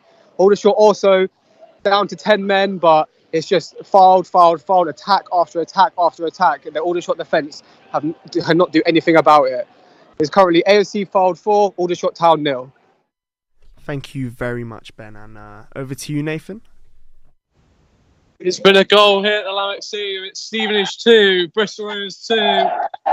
Scott Sinclair cuts it across from the byline where it's Chris Martin. He's ready to tap home from 6 yards out. And he's brought Bristol Rovers back on level terms. Stevenage 2, Bristol Rovers 2. And Nathan, how do you feel about that, mate? Buzzing. We're going to go to win it. Okay, and over to Harrison now with an update with the Portsmouth score. And Portsmouth have taken the lead here. You can't say against a run of play because that was a proper move. It was patient from Portsmouth, played it around the back, they worked it inside, worked out to the left, a ball across was tapped in from the loanee, Pert Harris on loan from Brentford. It's a brilliant goal, and that is a massive goal in their hopes for winning the league. So in the last couple of minutes, quite a few goals have happened. We've had Notts, who are now 3-0 up. Langstaff has scored in the 59th minute. And Derby is 3-0 up with Bokhuizen, I think that's how it's pronounced, in the 62nd minute. Scoring. And now I think I see a reaction for Billy Hunt. What a goal. Brahim Diaz cut onto his left foot and he's curled it past Galaxy in goal. It's a great finish. The man who's replaced Bellingham tonight, and he's really done well. Thank you very much, Billy. Now over to the headlines, as I was saying. Bristol Rovers are now 2-2. Martin has scored in the 62nd minute. Portsmouth are now 2-1 up, as Harrison mentioned earlier. Pert Harris scored in the 59th minute. It is now 7-2. Mansfield against Harrogate. I shouldn't be laughing, sorry, but Atkins has scored in the 61st minute, sorry. I think they should just forfeit now, to be fair. And now, sorry, we've got Chloe. Chloe, can you hear me? Hello, yes, I can hear you. Do you have an update with the score, Chloe? Yeah, so it's Charlton Athletic 0, Lincoln City 1 still. But there was just a great chance from number 22, who just came on for Charlton Athletic, which is Chuks Anike. And he just gave a great chance for Charlton, but unfortunately it is still Charlton Athletic 0, Lincoln City 1. Thank you very much, Chloe. Now over to Oldham, who are now 1-1 against Borum. Fondop Talum scored in the 63rd minute, and as my good friend over there, Billy Hunter, mentioned, Brahim Diaz has scored in the 49th minute. Billy, any reactions from Diaz scoring? It's not really a name you'd expect scoring. Yeah, well, he's done amazing to get a goal. I mean, he's gone past 3 players to get to the edge of the box, all on his left foot. He won't even touch it with his right. And then he curls it far past Galaxy in goal with his left foot. It's a great finish, and it's the only bit of real attacking play that Real Madrid have seen. So, great individual goal. And hopefully this livens the game up a bit. See if Leipzig can come back. With Oldham now, they now sit outside playoffs. Sorry. After equalising against Borum, Wood further applying pressure on Aldershot in the National League. On some more scorelines, Crawley is 1-1 against Walsall. Kelly has scored in the 64th minute, and Annan has equalised against Alloa. Smith in the 68th minute has done it for them. Any updates, Harrison? Still 2-1 to Portsmouth. The game has settled down a little bit. Cambridge need to put some more men forward if they want to get anything out of this game, because it looks like Portsmouth could run away with it in the end. And what about you, Tom? Been a bit quiet over there. I'm guessing nothing has really much happened. Yeah, there's been an injury actually so there'll be quite a lot of additional time. Lee Peltier went down from a cross in the box. He's just with the medics now. I think he's all right. Oh no, actually he's coming off now. Actually, Lee Peltier for former Cardiff City captain Sean Morrison. So that will be the first sub of the game. And with Nathan.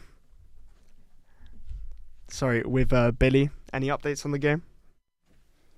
Leipzig could have equalised there. Danny Olmo with a shot, and Lunin in goal has just palmed it up in the air, and it's come back to Sesko, but he is another save by Lunin, and he couldn't get it done.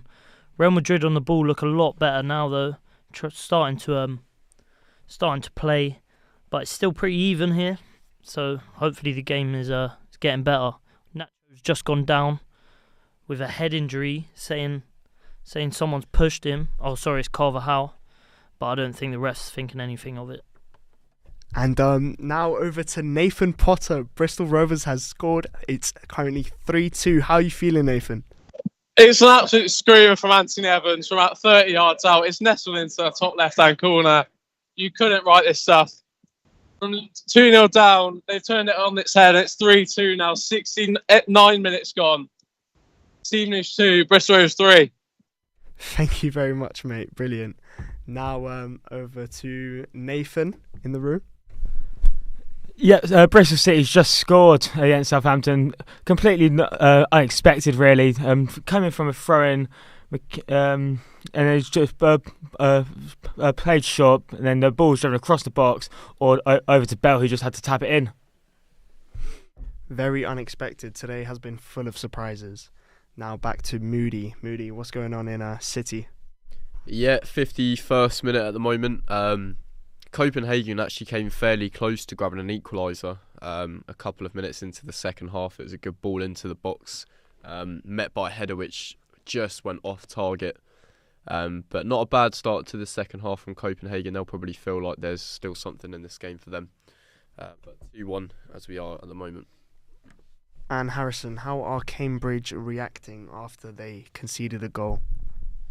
Yeah, they have reacted well, to be fair. That was a good chance there. Sully Kaikai did incredibly well to split 2 Portsmouth defenders and go in between them. And then he fired a shot, just hit the side net, and I'm sure supporters at the other end of the pitch thought it was in.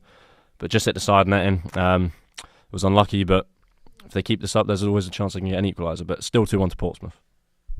And Nathan, I know it's still very early after they conceded, but have Southampton showed any positive reactions?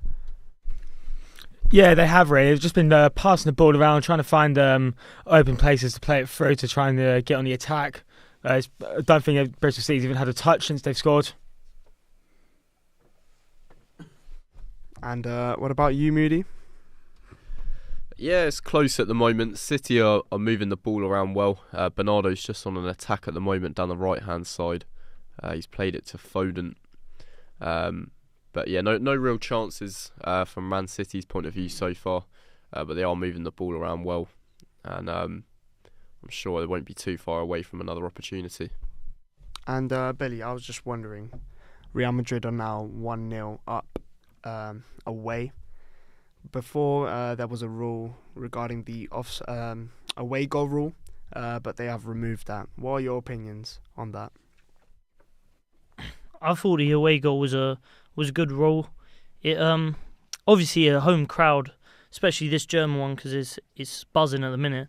It's going to give an advantage to the team. So I thought an away goal rule was a very good rule, but don't know why they've scrapped it. But here we are. And then Nathan, I just saw a little reaction from you there. Can you tell me more about that? Yes, the ball just got brought into the box from the Southampton left-hand side over to Kyle Walker-Peters, who volleyed it first time with his right foot, but it just went straight into the keeper.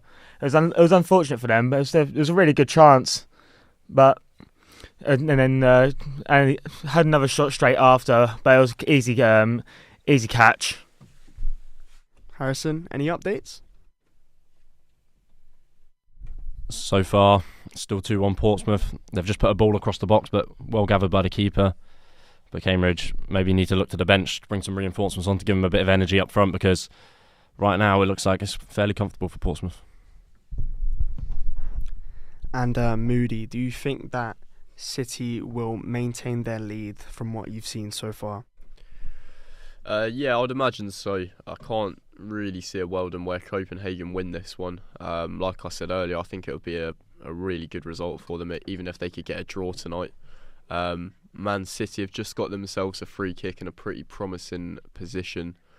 Kevin De Bruyne taking on his man and earning the free kick just outside the box on the right-hand side. So maybe De Bruyne's just earned himself an opportunity to have a go at the keeper here. I'll let you know how it goes in a minute or two. And sorry to cut you off there, but now over to Tom. Wow, what a talent Jaden Philogene is. I think we actually might be seeing a goal of a season contender here. Moments earlier, Ryan Giles, he rattled the crossbar with a volley from the rebound. Philogene picks it up, Rabonas it to Top's corner, 1-1. It's been coming. Massive goal in the playoff hunt. How do you feel about that, mate? Well, buzzing really, but it has to be a win, to be honest. I'm a neutral, so yeah, on the passage of play, it's deserved for Hull really, and Thial's just gone down as well. He's actually been a thorn in Hull's side today, but yeah, 1-1. It's been coming. 18 minutes still to play. 1-1. Harrison, now we've got roughly around 20-ish minutes left in the game. Any updates from you? Just a good chance for Portsmouth there from a corner, which has been surprising because it's been Cambridge with the corners. But seems like Portsmouth are looking to the bench actually, bringing on Bishop and Lang. Bishop is their top scorer this season with 15 goals, so looks like they're not happy with 2-1. Looks like they're going for a third, and it could well happen with him on the pitch. What about you, Billy? Do we have any substitutions or players who maybe are underperforming a little bit? No, it's still the same lineup for both teams. Real Madrid still 1-0 up. Camavinga, I think, has been really disappointing in the midfield. He just hasn't done much. Hasn't been on the ball. Hasn't made enough tackles. I've really been disappointed with him. Just been quiet. Cruz looking old. I mean, he's always been slow. His passing's always good, but I just think it's time to hang up his boots now. Vinny his pace is threatening. He's lost the ball there though. Come back. Still 1-0 Real Madrid. And I've just seen now Watford have equalised. It is 2-2. Watford Norwich. Asprilla has scored in the 71st minute. And over to Harrison as well. Portsmouth 3, Cambridge 1. It's an unbelievable strike from Kamara as well. He receives the ball on the right hand side. He cuts in on his left, and he curls a brilliant shot into the top corner, which clips off of the crossbar and bounces over the line. Portsmouth 3, Cambridge 1. Really showing why they are top of the league. Onto another scoreline. Leeds is up 4-0. Gnotto has scored yet another goal in the 72nd minute. He is really looking like a real talent. And I'm sure that a big money move should be coming in for us soon. Do we have any updates from Nathan? No updates so far. Still 1-0 to Bristol City. But Southampton have been pressing. They have been looking frightening on the attack. They've not really been letting Bristol have the ball too much so far. So, speaking of which, pass went wayward and went off the pitch. And Tom, I can see you're so happy, mate. What has happened? It's a massive goal in the Championship playoff hunt. You know, the goal, I said at half time, if they got one, it would come in 2 or 3s. It's a debutant, Noah Iho, has just come off the bench. Ryan Giles, low cross, Ohio, back to goal, left-footed, strokes it into the corner. 2-1 to Hull City. Now on to Moody. What is going on there, mate? Yeah, it's a bit of an up and down game here in Copenhagen, Diogo. City have just won themselves a corner. But yeah, no, it's been very up and down. City are struggling to dominate the ball as much as they were early in the first half. So I think an interesting next 10 minutes ahead. And now on to Cal. Cal, can you hear me, mate? Hello, can you hear me, guys? Yeah, I can hear you, mate. Currently, we're at Aldershot, who are trailing 4-0 to AFC Fylde. 71st minute here. This game's gone a little bit flat, as you can imagine, with the scoreline. Aldershot surely be putting their attention to their next fixture against Altrincham on Saturday. They've sort of been pinned back in their own half at the moment, and the fans haven't really got too much to get behind them. So as it stands, it's Aldershot 0, AFC Fylde 4 here. Thank you very much, Cal. Now over to Harrison. Do you think that Cambridge have any chance of coming back? You'd probably think that's game over at this point, especially with Portsmouth subs. Bishop and Lang have just come on despite being 3-1 up. That's 2 massively important players in them and some of their best players as they attack down the right again. We're crossing the box, but it just evades the Portsmouth attacker. Cambridge have made a couple of their own changes. Kachunga has come on as well to hopefully make a difference for them, but at the moment it's looking tough for them and it's still 3-1 Portsmouth. Now with more score lines, Northampton has equalised 2-2. Bowie has scored in the 77th minute and Mansfield is now 8-2 up against Hurricane. Swan has scored in the 75th minute. They should just call the game off at this point. Billy, any comments on the game? So Leipzig are doing well. They Danny Olmo's just gone through on goal and he's just smashed it. It's gone straight into row Z. I don't know what he's thinking. Probably should have looked up and maybe tried to put a ball in the box, but it's just a stupid effort. Although Lennon has just put the ball straight out of play for a throw to Leipzig. So it's mostly Leipzig now. They're looking for their equaliser, but I'm not sure it will come. Tom, what do you think that Hull City need to do to maintain their lead against Rotherham? I think just keep hold of possession here. Don't sit back and just keep what they're doing. Really, too many times you see teams that sit back, invite the pressure, and it never seems to go too well for them. But it's gone from bad to worse for Rotherham. You know, I mentioned before the game, we've got a lengthy injury list. They've now had Lee Peltier come off injured during the game, and now Oliver Rathbone, one of their star players, he's just gone down injured. You know, it's looking bleak for them as it is. The gap from relegation is furthering and the injury list is increasing as well. Still 2-1 here. And over to Chloe. Chloe? So it's Charlton Athletic 1, Lincoln City 1. So Charlton Athletic have managed to get that equaliser from number 14, Ladapo, who was a late substitution. So he'd only been on for a few minutes and then managed to pull back the equaliser for Charlton and give them a chance of winning this game. We're now in the 79th minute, so there's not long left, but there's definitely hope, 100%. And now over to Leyton Orient, who have now scored 3-2. Soterio has scored in the 80th minute. He is Leyton Orient's now current top scorer. Along with some other score lines, we will have Sutton United 1-1 against Wrexham. Accrington 2-0 against Wimbledon. Woods scored in the 81st minute.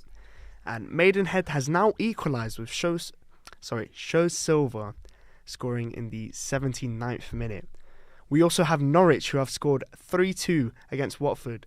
Gomez Sara has scored in the 77th minute. And we also have the Kelty Hearts scoring in the 82nd minute, 3-1 against Edinburgh. Moody, do we have any updates? Erling Haaland's just had a good opportunity, actually. It found its way to Kevin De Bruyne just outside the box, who clipped it into Haaland, and for his standards, it was a really good opportunity. He headed it just straight at the keeper from about 12 yards out. But other than that, not too many chances to report here at the Copenhagen game. Still 2-1, 63rd minute. And Nathan, do you think that Southampton need to maybe change their lineup in order to change the result of the game? I mean, speaking of that, Southampton's just pulled off a triple substitution. So Stuart Armstrong's come on, Sekou Mara's come on, Ryan Fraser's come on, Brooksy's come off, Charles come off, and Edozie's come off, which I find quite surprising with Edozie coming off. He's been probably one of their most attacking players. He's been pushing forwards quite a bit for Southampton. He's been making a lot of chances for him, that's a surprising substitution for me. And with Tom, how are Hull maintaining their lead? Are they under pressure, or are they just keeping it cool? They've just had a great chance to put the game to bed. Philogene at the back post. It was a lot easier than his first goal. He was looking for his 5th goal in his last 3 games against Rotherham. He's really provided a thorn in Rotherham's veins this season. But still 2-1 here. Rotherham have just made a few changes. Cafu and Tom Eaves have just come on. Tom Eaves actually formerly of Hull. Probably one of the worst strikers I've actually seen play for Hull, so that might come back to bite me if it makes 2-1, but still 2-1 here to Hull. On to some more score lines. Birmingham City has now scored against Blackburn. The score is currently 1-0, and Dozzell has scored in the 77th minute.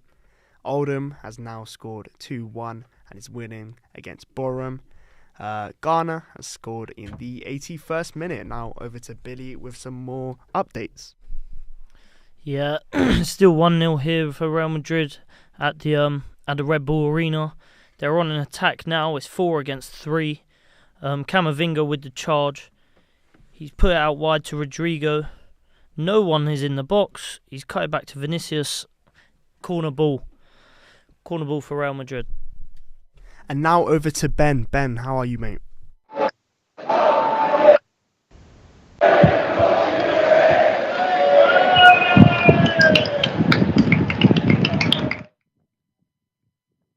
Ben?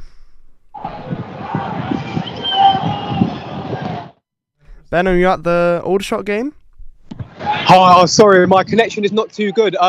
Foul just put in a 5th. However, the assistant raised his flag and it's been pulled back for offside. So it's still AFC fouled 4, Aldershot Town 0 here at the EBB Stadium. Fouled in the last 5-10 minutes have really slowed the game round. They're passing it around the back.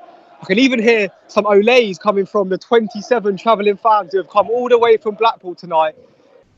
Their team has for sure put on a show for them. It's still AFC fouled 4, Aldershot Town 0. Thank you very much, Ben. And now over to some more results. Wigan have scored against Oxford United. Asgard scored in the 80th minute. And Northampton have equalised it. It's currently 3-3. Simpson has scored in the 83rd minute. And we also have another upset with Gillingham scoring 2-1 against Swindon. Mahoney has scored a goal in the 79th minute. Cheltenham has scored 2-0 against Blackpool. Bonds has scored in the 80th minute, probably sealing the game. And Alloa as well has scored. Salmon has scored in the 86th minute. The score now is 2-1 to Alloa. Do we have any update on the game, Harrison? Still 3-1 to Portsmouth, and it's looking very comfortable for them at the moment. They're exchanging passes around the back. Cambridge are really struggling now to get a foothold, and there's only 10 to go, so I don't see anything but a Portsmouth win from here. Now over to Norwich. They've put the game to bed with Fasnach scoring the 82nd minute. The score is now 4-2. Tom, any updates? No updates here, just 2 subs for Hull City. Matty Jacob, the left back, on for Ryan Giles, or Greg Doherty has come on to bring some defensive solidarity in the midfield, with Fabio Carvalho coming off. And how would you summarise Fabio Carvalho's performance? Yeah, it was solid today. Not the best. I mean, I think that he's still bedding in a lot of the Hull City new signings. Really, it's going to take time. They made 7 new signings in January, so it is a process. But as they are now in the playoff positions for this win, they'll hope that this process happens very quickly. How did you feel when Hull City did sign the youngster from Liverpool? I mean, yeah, it's probably one of the most exciting signings they've made in the last, God knows, because there's not been a lot of exciting transfers going on in Yorkshire side the last couple of years. But yeah, the fact that we have a player that's played in the Champions League this season and now he's playing in our team, he's far too good for the level, really. So, brilliant. Moody, any updates? Jeremy Doku's just had a really good effort saved on the left-hand side, Diogo. Nice bit of skill from him. Used his change of pace well, came inside on the left onto his stronger right foot and straight at the goalie though, unfortunately. It was a pretty good save from him, a fair bit of power, but still 2-1 over here in Copenhagen, 69th minute. And Nathan, how do you feel about their record-breaking unbeaten run? It could be potentially coming to an end. Yeah, I mean, it's an incredible run for Southampton. It's something that you don't really see, but it's nothing compared to the Arsenal of old, of their unbeaten season. Oh, Southampton's on the attack. No, nothing so far. But I don't think it will come to an end just yet. I do think there is still hope for them in this game. 20 minutes to go, they've still been looking threatening. So it will. I don't think it will come to an end just yet. And Billy, I saw some reactions from you. Well, a counter-attack from Real Madrid. It's still 1-0 Real Madrid, but they pass it to Vinicius Jr.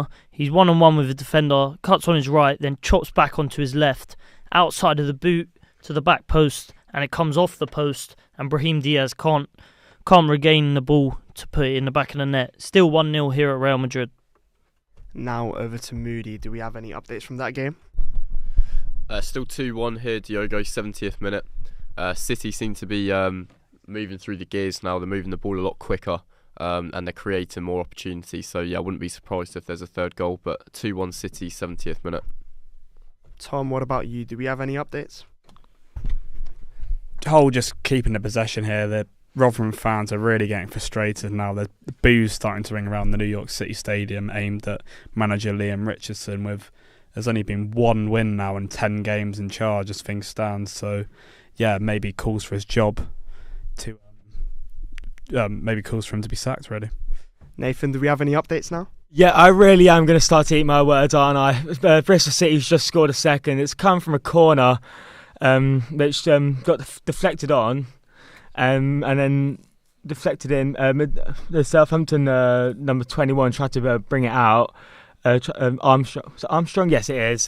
Tried to stop it from going in, but he just couldn't. And it was McDickie who scored it from the corner. And Billy, do we have any more updates with the game? Still 1-0 Real Madrid here.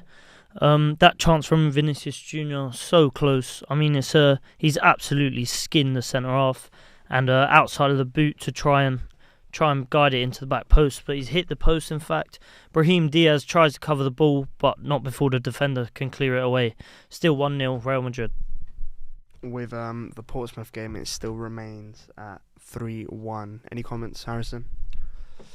Cambridge with a free kick, but it's been the only threat they've sort of showed in the last 15 minutes of the game. Portsmouth, as I said, have been very comfortable. They've shown their quality in the second half, and looks like this is going to be the end of the result. Portsmouth 3, Cambridge 1.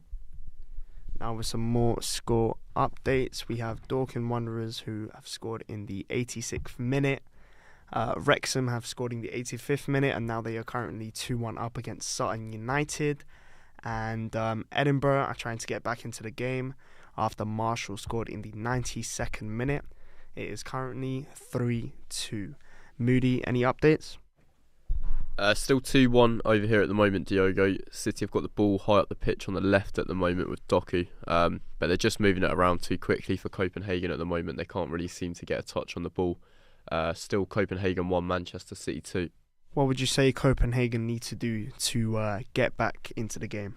I think they need to be a little bit more aggressive and potentially throw a few more bodies forward. It's only going to be harder when they head to the Etihad in the second leg, so if they're going to get anything from this tie, I do feel it's important that they get a result from tonight somehow or other. So they need to throw a few more bodies up front, I would say. With Dorking's goal, it is absolutely huge in trying to avoid relegation, especially after assistant coach Ross left earlier this week. Also currently beating fellow relegation rivals York City in the rearranged fixture. Billy, do you have some updates? So Poulsen, Elmer and Haidara have just come on for Leipzig. Still 1-0 Real Madrid, but they're hoping they can change the game. Openda and Olmo have come off, which is shocking because I think both have played rather decent. I have to say I've been pretty disappointed with Xavi Simons today. Danny Carvajal's had him in his pocket, really. I mean, he hasn't done much at all. But still 1-0 here at the Leipzig arena. And Tom, how is the whole City game going on? Not much action here, but there is not just the referee's just put up his board for additional time. 9 minutes added time, so a nervy 9 minutes ahead for both supporters, with Rotherham needing a goal for any chance of survival and Hull clinging on to that 6th playoff position. Still 2-1 here.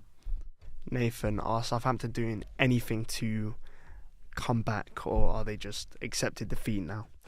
No, it's still 2-0 at Bristol City. Southampton, they do look a bit defeated and dejected now.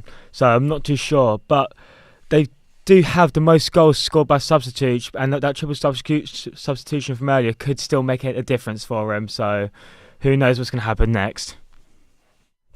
If they lose this game, what do you think their chances of going up are? I still think they will go up. They're a much better side than any other team in the Championship, excluding the other two that also joined them down in the relegation. But so they'll still make it up, even if it is through the playoffs. Moody, with Manchester City, would you expect them to be 2-1 up, or would you expect maybe for them to be even more goals up? I think maybe it's a little surprise that they haven't got a third by now. To be fair to Copenhagen, I think they've done pretty well to keep the game reasonably in the balance still heading into the second leg. But yeah, no surprise City haven't added a third yet. But there's still 15 minutes plus added time, so still time. But Copenhagen 1, Man City 2, 76th minute. Billy, who is at home for the game? So the game is in Germany at the Red Bull Arena at Leipzig. So not the game Leipzig are hoping for. 1-0 down against Real Madrid still. Poulsen, as I said, has just come on, and the first impact he's made on the game is get himself booked. So unfortunately, I don't think that's what the manager wanted from him, but still 1-0 here and in Germany. So do you think that playing away or playing at home affects how well a team performs? I think you should perform better at home, really. They're on the attack, but it's shot across the face of the goal and no one there to tap it in. But back to your question, I think you should be playing better at home. I think this will make it a really tough place to come back from. Going to the Bernabeu 1-0 down won't be good chances for Leipzig to go through the round of 16. Over to you, Ben, at the Aldershot. Any updates, mate?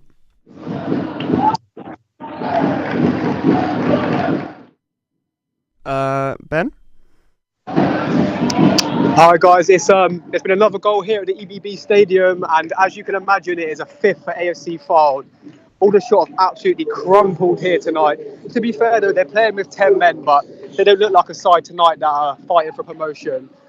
To be fair though, the home fans, they're still in good spirit, they're still in good voice, they've all stayed here. We've got just come up with 4 added minutes. I'll get back to you with any updates. It's currently ASC Fylde 5, Aldershot Town FC 0. Thank you very much, Ben. Now on to some more scoring updates. We have Leicester, who have won against Sheffield Wednesday. No surprise there. They have comfortably won against Sheffield Wednesday, and now they sit near the top of the table. Now, Spartans and Dumbarton ended 0-0 in a snorefest, and Kamil Conte from Bristol Rovers has been sent off in the 95th minute. I'm sure Nathan will have something to say about that. Cheltenham Blackpool finishes 2-0 with Cheltenham winning. And yeah, now over to Tom with any updates, mate? Yeah, just a yellow card for Rotherham here with Sebastian Revan, the left wing back, picking up a foul, fouling Jaden Philogene, who honestly, he's just looked frightening all night. He's now got the most successful dribbles in the league after this performance. And honestly, I think he has to be in the conversation as one of the best footballers in the league. They're in on goal here. Ozan Tufan, one-on-one with the goalkeeper. And, he squares it, but it gets Greg Doherty. Oh, what a save from Johansson. He's one of the only players on the Rotherham side who can hold his head up high, to be honest. 10 saves now, that is, for the Rotherham goalkeeper. Where would they... I think they'd be in an even worse position without him. Still 2-1 here, though, with 4 minutes to play. And now we have Nathan Potter at Stevenage versus Bristol Rovers game. Any updates, mate? Bristol Rovers now find themselves down to 10 men after Kamil Conte has just been sent off, stopping a dangerous Stevenage counter-attack. But they have made now a double substitution. Josh Grant coming on for Scott Sinclair to hold that midfield down. And it's Giovanni Brownoff for former Portsmouth player John Marquis. 1 minute left here, and it's Stevenage 2, Bristol Rovers 3. Thank you very much, Nathan. I've just seen now Leyton Orient have scored in the 97th minute to win the game against Northampton 4-3. Wimbledon have lost 2-0. Derby have won 3-0 against Exeter. Fleetwood has equalised in the 95th minute against Reading. And Oxford United have confirmed their win in the 94th minute. Any updates, Moody? No real updates from the Copenhagen match. Still 2-1 City at the moment. Just headed into the 80th minute. City just keeping hold of the ball at the moment. Copenhagen still can't really get a firm grip of the ball. But yeah, I wouldn't be surprised if there's another opportunity in this still. Copenhagen 1, Manchester City 2. Nathan, do we have any updates with the Southampton game? Yes, Bristol City's just scored a third here tonight. Southampton have no hope anymore. They really do look defeated. Now, it was a fairy tale run to begin with, and all good things must come to an end. It was just a shame it had to happen to Bristol against Bristol City, and not at least with the home fan. But it was a lovely goal, through ball onto the right hand side, and then the right back pulled it back onto McCormick, who scored straight into the top left hand corner. And now on to Billy Hunter at the Real Madrid game. Well, Real Madrid players are an absolute outrage. Player Brahim Diaz, the goal scorer, running with the ball in the middle of the pitch and puts his hand up saying he's pulled his hamstring. But Haidara for Leipzig just takes the ball and runs off with it. He does not care about the injury. He passes it through, but lucky for Real Madrid, it's through to Sesko again. It's about his fourth one-on-one. He's had a shot, missed it again. Good save by Lunin, but once again, Sesko's missed. So now we have some games finishing. We've got Bolton winning against Wickham 2-1. Wrexham winning against Sutton United 2-1. Salford City and Doncaster drawing 2-2. Portsmouth managed to win 3-1 in the end against Cambridge and remain league leaders. Swindon has equalised in the 94th minute. McGurdy has scored and it's now 2-2. Gillingham versus Swindon. Leeds finish 4-0 And Mansfield has scored yet again. It is 9-2 now. Currently, really an embarrassing scoreline. Speaking about embarrassing scorelines, we have Leeds who scored 4-0 against Swansea. Halifax has scored in the 99th minute against Maidenhead. It is currently 2-1. We also have Oxford United who have scored 4-2 against Wigan. We have Morecambe who managed to edge a win against Tranmere 3-2. On to Nathan now. Do we have any more updates? Yeah. It's full time here at the Lamech Stadium. It's finished Stevenage 2, Bristol Rovers 3. Being 2-0 down, it's goals from Luke Thomas, Chris Martin, and Anthony Evans that saw the gas come from 2-0 down to win 3-2 here at the Lamech Stadium. This win sees Bristol Rovers move up to 10th in the league now, and with Oxford winning, it sees Stevenage drop outside the playoff places. Full time here, Stevenage 2, Bristol Rovers 3. Thank you very much. Now with Harrison, any updates? Sorry, not any updates. Any comments on the game? Yeah, it finished Portsmouth 3, Cambridge 1, and in the end, Portsmouth did make hard work of it, especially in the first half, but their quality shone through in the second half. Abu Kamara, who I'd probably give man of the match with his third goal, which was a brilliant strike, really settled the nerves with the Portsmouth fans. But Portsmouth will want definitely more convincing performances and results in the future. And with Tom now, over to you, mate. It's finished Rotherham 1, Hull City 2 at the New York City Stadium here. You know, in a must-win game for both teams. It was the favourites Hull who came out victorious here. You know, it was a tough start for them. Chris Christ Jr. Tell after 4 minutes volleying home a goal. And they frustrated Hull in that first half. 1-0 at the break. Victor Johansson making some absolutely unbelievable saves. But 2 goals in 5 minutes for the visitors make sure that it was at half-time, you know, it was do or die for Hull, really, to show if they could pass the test of being playoff hopefuls. And I think they passed it with flying colours there. Showed great character. Showed their quality at the end. And a fully deserved win, really. Puts them into 6th as they look to build on that for the rest of the season. Now over to Ben at the game. Can you hear me, mate? Yes, thank you. It has finished here, full time. AFC Fylde 5, Aldershot Town 0. It's an amazing win for relegation scrapping Fylde, in fact, who now have 3 on the bounce, whereas promotion chasing Aldershot now dropped to 7th. However, they do have a game in hand as theirs was postponed on the weekend due to bad weather. The final score here, AFC Fylde 5, Aldershot Town 0. Thank you so much, guys. Thank you very much, Ben. Any updates on the game, Billy? No, still 1-0 here. I think it should end 1-0 as well. Real Madrid just trying to kill the clock. Leipzig had an effort, saved a great volley from outside of the box after a corner, but I'm pretty sure it will be a 1-0 victory for Real Madrid away from home. 1-0. And Tom, who do you reckon was your man of the match for tonight's game? I mean, there's a few contenders, but if there's one player that really stood out on the pitch tonight, it'd have to be Jaden Philogene. And I mean, if you look at your phone after the game, I generally think his goal might go viral. It was that good. He just looked cut above, really. I think if it wasn't for that injury halfway through the season for him, I think he'd be in the conversation with like Somerville, Adam Armstrong, Walker Peters as one of the best players in the league. You know, that's now 8 goals, 5 assists for him. And I think I've just, as a whole fan, you know, I've just got to appreciate him when I can, because I don't think he'll be with us much longer, and I think a Premier League team will be coming in for him.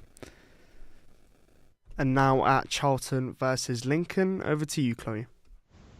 Thank you so much. So it ends Charlton Athletic 1, Lincoln City 1.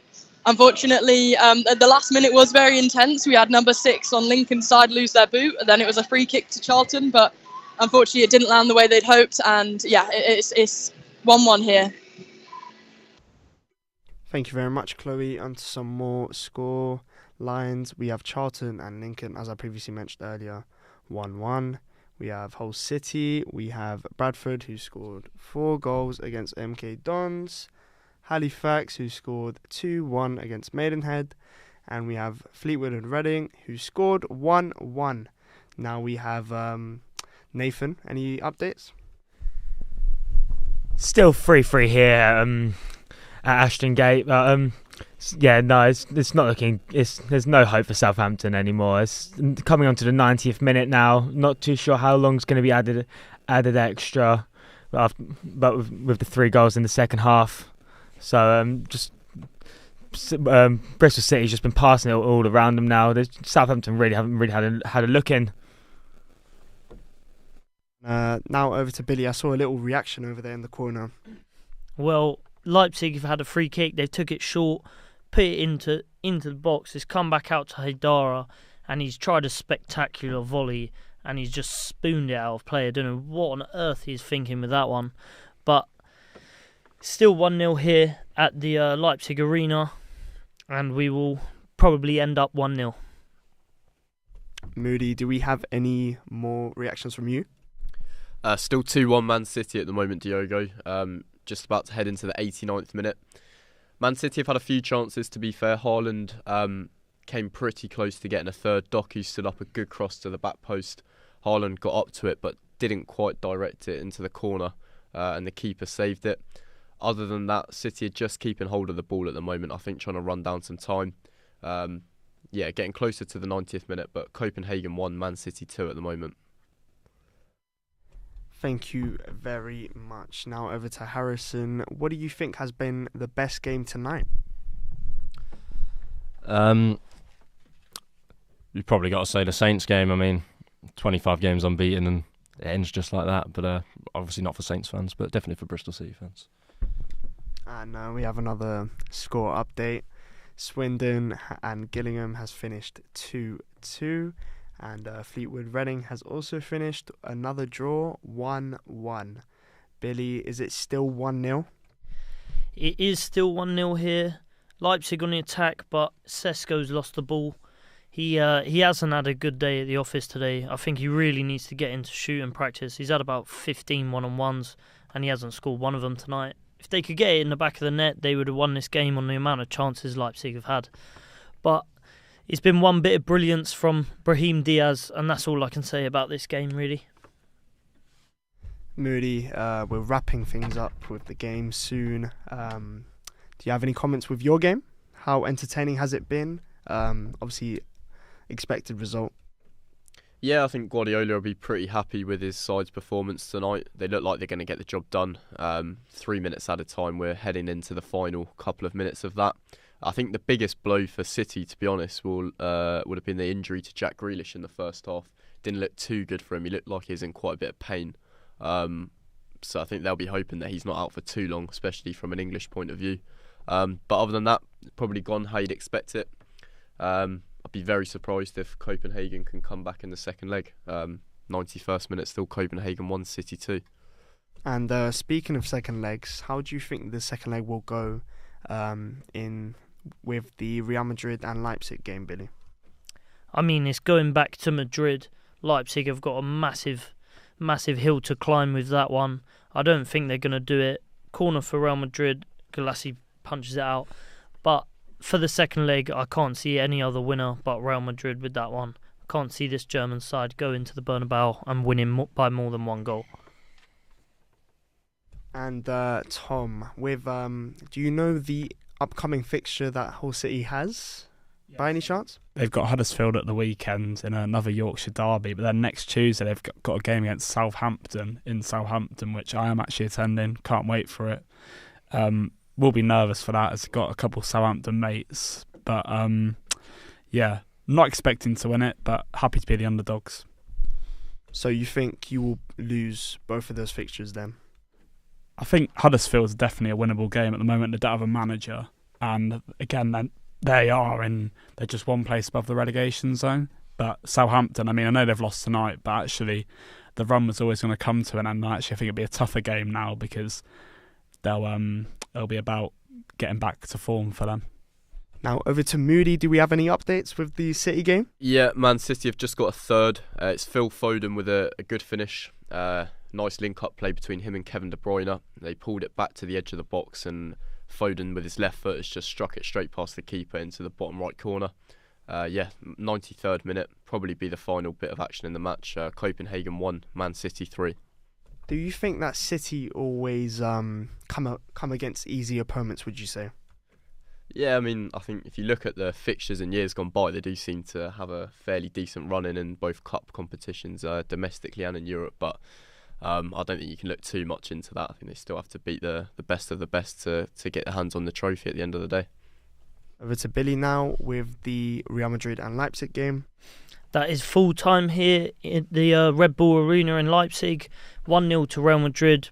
The only bit of brilliance of the game, really. Brahim Diaz skins 3 people, puts it in the back of the net. Last kick of the game was a chance for Joselu, substitute Real Madrid, but he's put that wide. Goal kick comes and the referee's blown the whistle. 1-0 Real Madrid. Second leg should go their way, and I suspect they will be through the round of 16. So, in regards to that, do you think that he is your man of the match, Brahim Diaz? I think it'd have to be Brahim Diaz to be the man of the match today. I can't really see another standout player. He's been very well, been very effective on the ball, and his goal was pure brilliance. And now over to Nathan with the Southampton game. Yeah, goal for Southampton. It's a penalty by Adam Armstrong. It just slots on the right hand, on his right hand side, bottom right. Nicely cool, calm, collected for him. Knows what he's doing in that situation. The penalty came from a foul on Kyle Walker-Peters, who was coming down to control the ball, and then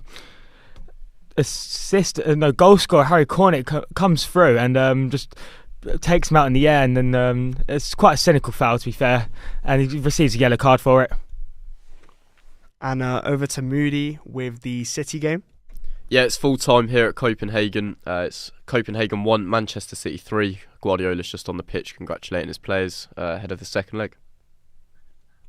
Thank you very much, Moody. Now with Nathan wrapping up the game. Yeah, 7 minutes additional time. It's coming up to that now, so shouldn't be too much longer in the Southampton game. But obviously with the fouls, it's been quite cynical recently as well. Lots of cards been dishing out left, right, and centre to both sides. Moody, with the City game, who do you think, if City go through to the next round, is the best entertaining match for them? In terms of like the next round, do you mean in terms of who? Yeah, in terms of the next round, who would be their best opponent to go against? Not necessarily the easiest, but what would be the most entertaining match for you? I think the most entertaining would be maybe up against Tuchel's Bayern Munich. I think that would be quite good to see how Kane could get along in a match like that in the Champions League. But I think it's going to be tough. Whoever you get in the quarterfinals of the Champions League, it's going to be a difficult match. So, yeah, it'd be good to see Bayern Munich up against them, though. Me personally, I'm not sure if I would agree with that. Maybe considering Bayern are not really in form in the league right now. But yeah, Nathan, any more comments? Yeah, 3-1 full time at Ashton Gate. It's quite disappointing for Southampton, really. They was expected to carry the form forward, but they weren't able to do it tonight. They'll be looking to go onwards and upwards now, and hope to regain that form for the rest of the season, so they can get that automatic promotion, which is what they really are hoping for. Thank you very much, Nathan. That's all from me today. We have been Solent Sports News. I want to give a massive thank you to everyone in the room. I want to give a massive thank you to our producer, Chloe, who has been a massive help today. Round of applause. And I also want to give a massive thank you to David Riley, who has also been another massive help. Thank you guys. See you next week.